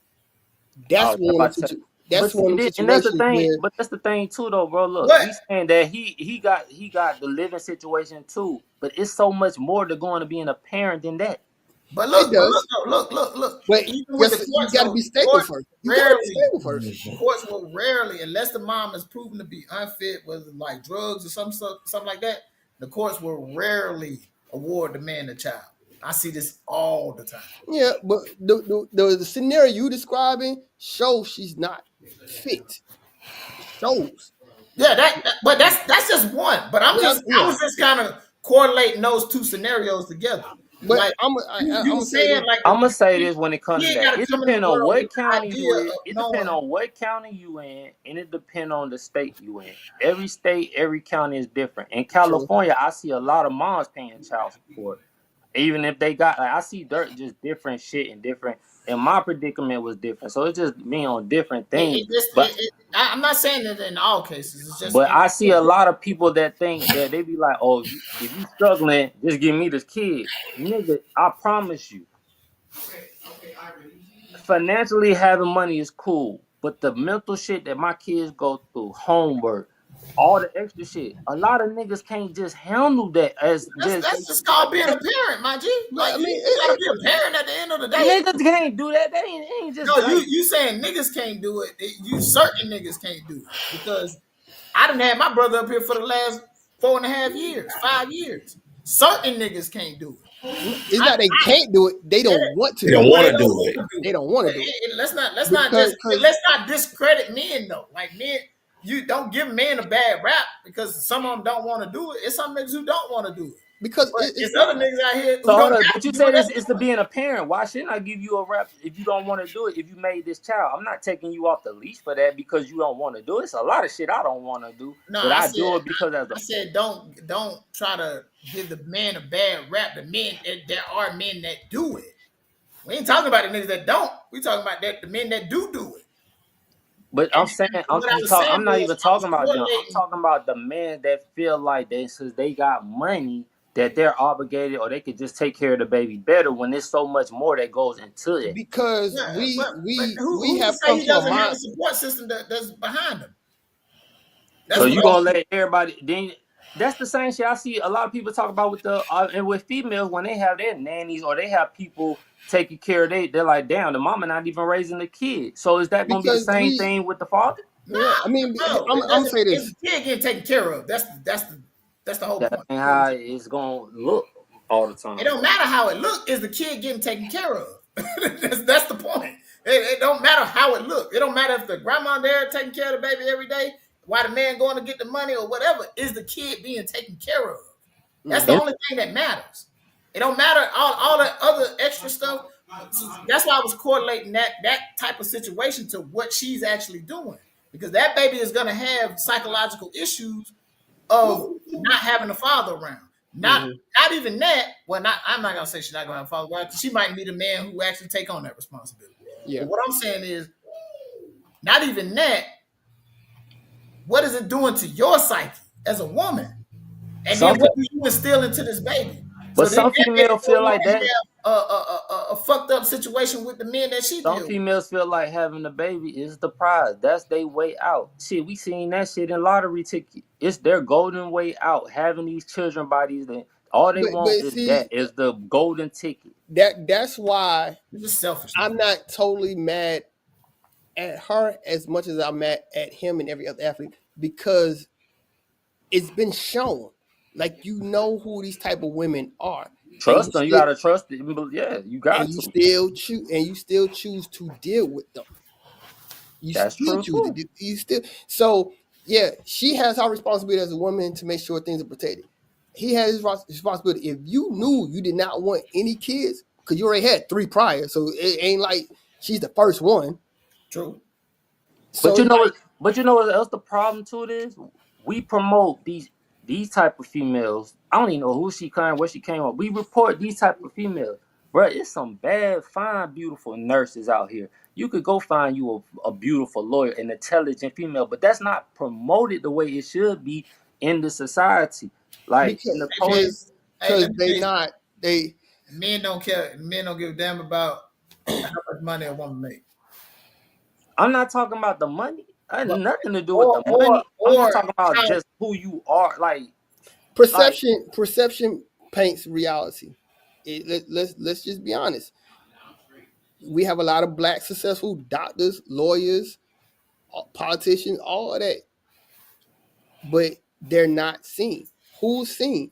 Your rappers, your athletes, entertainment, your drug dealers. Like, those are seen, and not only are they seen, they're seen with money. So to these kids, they the ones who have money. Status. They don't really go to these neighborhoods where they see these black doctors driving the same cars these rappers are driving with a legit job. They don't see that. But then you starting to see. Hold on, bro. Can we really say that with social media? Yes. Still, absolutely. Yes. Bro, we talk about algorithm, bro. We like, yes. Oh yeah, algorithm.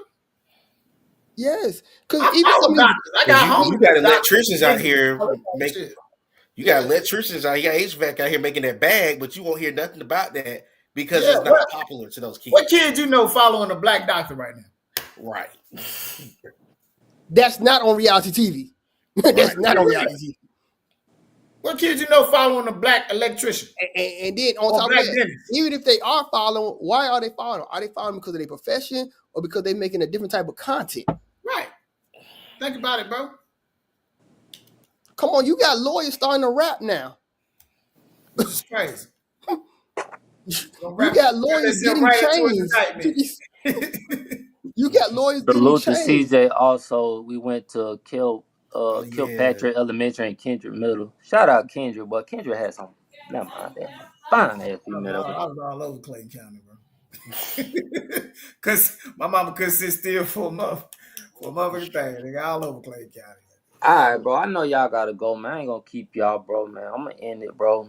I appreciate y'all coming on here, though, man. I mean, it was great talk.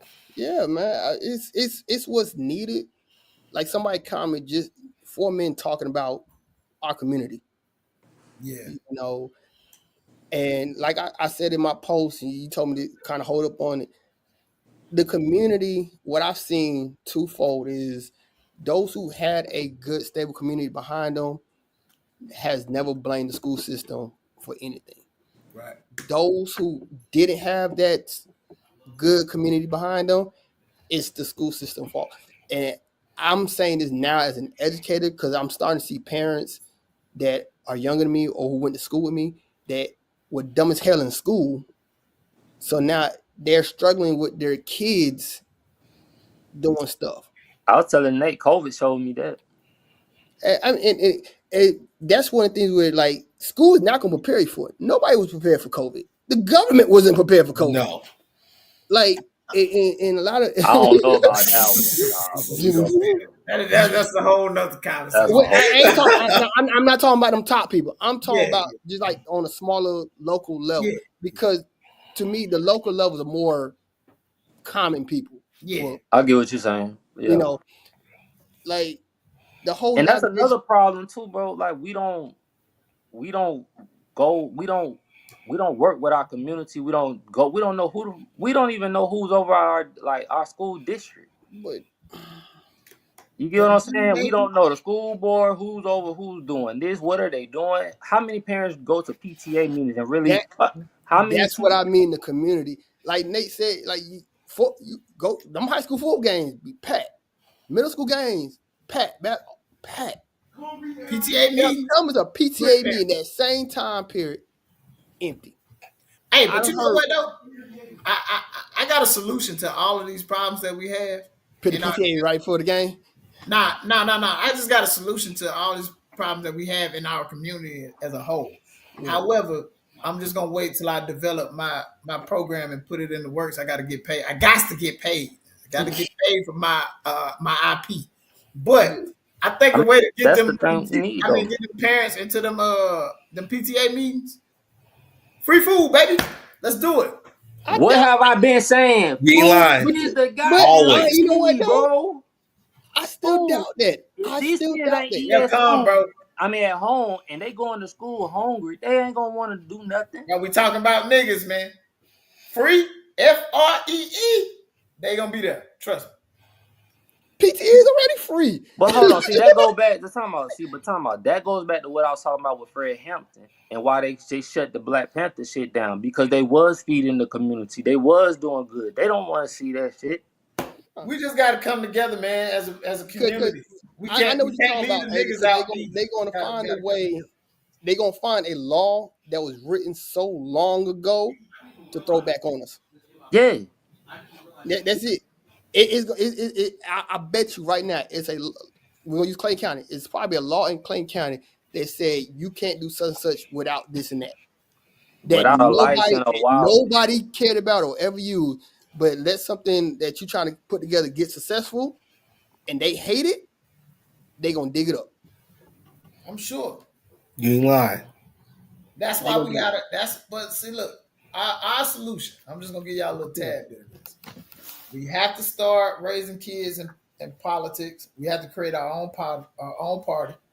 We have to start raising kids in politics. We have to start we gotta get children in mental health early. When you say politics, we gotta start preaching the state and local politics. No, that's what I mean. That's what I mean.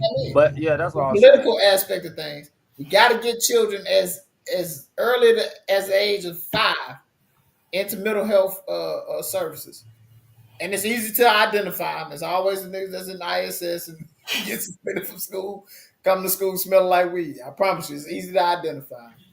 And that's just the three topics I'm gonna give y'all. But I have a whole little breakdown. And before I cut it off, I think a lot of times things we didn't talk about or whatever, we start wanting to learn after school. Who? Like the black community, like, bro, I'm not gonna say like how many times can you really say the black community really care? And I'm just speaking on the culture push reading or push just knowledge, wisdom, like, and we and as the older as we get older now. I think we could connect better with the younger generation because right now we also have in our community where the younger generation don't give a damn about what the older folks are saying. They don't care about none of that shit. They calling us at 23. They When you don't get care. called under 23, that means you just look like a Bro, I promise you, they making it shorter and shorter and shorter. I'm like, damn, what is wrong with y'all little kids, bro? Like, they don't see themselves, and a lot of kids are black in our community don't see ourselves getting older.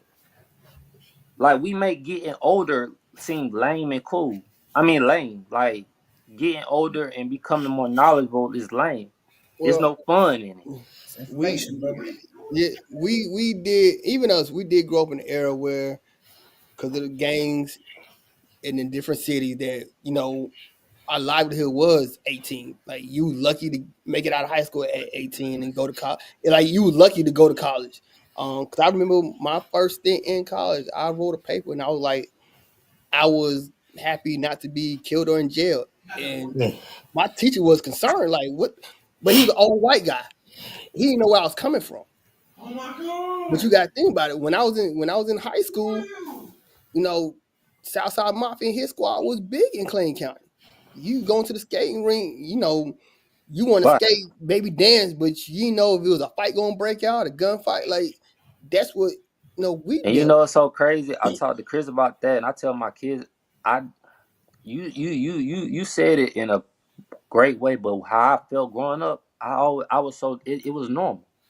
That's the problem. We When think it, when terrible situations like shooting or people fighting or you see somebody getting killed and your expression is like, oh you shit, that's become normal. numb to it. That's a bad thing, bro. And I tell, like, that's why I talk to Chris a lot of times and try to get and open up and say shit because I'm one of them people that I keep all that in, and that stuff is bad for you. Mm-hmm. Well, we got to stop normalizing we got to stop normalizing the criminal culture. We've normalized that so much to where we got kids running around talking about not snitching. I ain't telling on nobody. Man, shit. Whatever. And it's so crazy. I don't even think they even understand the difference of why it was created. Why we said no snitching and and like it's a difference because it's like the no snitching is something when we like it's like a criminal act you done with you. If I done a criminal act with you, you will want me to take the responsibility of what I've done and not just tell on you. But if you see if you see a baby getting beat, you can't sit here and be like, oh, I'm not snitching. That That ain't baby snitching. did nothing to you. That's just telling. That's That's simple. just telling. I'm telling. I'm Ain't telling. nothing Hey, wrong you with rob that. my grandma and I see it, or you rob somebody's grandma and I see it. I'm telling on you, bro. It's simple as Well, I that. mean, It's shoot, like You finna did that. but Now, them if it's I kids go in don't the really. store and steal with you, then hey, my lips sealed, baby. Just don't get caught. But I mean, but these kids they tell themselves, because what's the first thing they do? They end up talking about it. but I ain't the, like it. but you Mm-hmm. gotta think about it like this though. I shot Sure that. do. Stupid. Sure Snitching do. has become so popular. Do you understand what I mean by that? I'm glad. I'm But glad. look at you got a Charleston White and you got all these people that have snitched and stuff and made like that and snitch. But you got a person like YF and Lucci who didn't snitch, or you got a Bobby Smurder and their careers like Lucci just got out, so I ain't gonna say nothing. But Bobby, it's like they haven't been the same. What's But popular now and what's being pushed is crazy. Like But if you want but your no, I pockets to think swell, Bobby is playing tell. smart. I think Bobby is playing smart. Don't he started doing music away from that because he know people are watching him. And I ain't talking about us. He talking them boys are watching him. Think about Thug. Whatever comment he just made about Scooter, and they were trying to revoke his probation. Them boys are watching your every move. Yeah, man. So I Tell, think man. Bobby I think he's just trying to move smart because he know they watch him because he's on probation too. Yeah. And all it takes that one slip up for them to try to put you back in. To me, probation is nothing but jail without being in jail. Yeah. Because you can't slip up. I tell you, I said, how you gonna talk about the people that you hate so much, but you going straight to the place to make them more money? You come in a statistic when you go in jail. You making them more money. They getting paid off you being up in there. You want your pockets to swell, tail, baby. Y'all smart. I'm gone. Man, y'all go spend time. I'm gonna let y'all go. I know Nate got another show, man. Might probably gotta go spend time with the family. Chris, your ass could talk, but I'm gonna let y'all go, man. I'm finna go to work in about 2 hours, and then I'm finna hit the road. I'm down in Atlanta this weekend, man. Y'all catch me down there. Whatever y'all trying to do, it don't matter what it is. All right, man. I'm gonna hit y'all up, man. I appreciate y'all, bro. Hey, no problem, man. All right, man. Well, hey, and when you cut this up, bro, put some. You gotta get people engaged, man. You gotta, you know what I mean? You gotta cut it up where people hear stuff and they're like, oh, let me go see what they talking about. You just be cutting up the first little. You gotta get in there, bro. Come on, man. Nigga, I cut up everything. I cut up the whole clips. Nah, I'm saying you got to get the parts, the profound information that people. We said some dope shit on this thing today, so you got to get them parts. And how about this? I'm gonna send a video to you, and then you clip your parts. I don't want my parts. I'm God saying damn it! You know how tiring editing is. I'm talking about everybody said some profound shit, man. So you gotta editing shit ain't easy. Like, bro, I know it ain't easy. I done done it. I do it. That's why we need multimedia in school. Nah, for real. Cause I hire one of them young niggas, man. Like, hey, look, chop it up. I got some. If I had the money, dog, I wouldn't be doing this shit. I'd be hiring their ass to do it so fast, dog. I don't want to do this shit. I'm trying to tell you, bro, but it's tedious, bro. But when you get, that's how it's gonna grow, bro. That's how the information gonna get out there, bro. You gotta get them profound points, and then just throw it in there. Let people gauge it how they want to. I'm telling you, watch how it happens. Because my joints used to be like, you be like, damn, nigga. On what site are we talking about? Because I showed you the numbers on TikTok. Man, I'm talking about everywhere, bro. We trying to get this shit everywhere. This conversation need to be heard everywhere, not just TikTok, Facebook, man, Instagram. It costs money, marketing, engagement, marketing. Bro, bro, you cut the clips up right, bro. People gonna start sharing it, bro. You just got to get the profound information, bro. You right. Trust me, bro. Trust me. Bro. It's tedious. Cause trust me, I be wanting to do it too. But he right. Once I get my new laptop, I'm gonna show you how to do it, bro. All right, we're gonna see that. I'm gonna get my new laptop. I'm trying to figure out what you talking about. I sent you messages that people then responded back on our clips all the time. Hey, man, what he means is like kind of rewatch the video a little bit. Some of the key points from different people, from me, from CJ, from Nate, from you. Kind of clip those, the engaging questions, and throw those out there. Did Clayton County School fail us? I mean, everybody's perception is going to be different. I can say for the four of us, it shaped us into being better men. It helped us. We learned stuff we did, and we learned and we didn't learn certain things. Certain things about the school helped us. Certain teachers helped us. We all said the one thing. We all graduate different years. All of our experiences are different, but we kind of came to the key factor why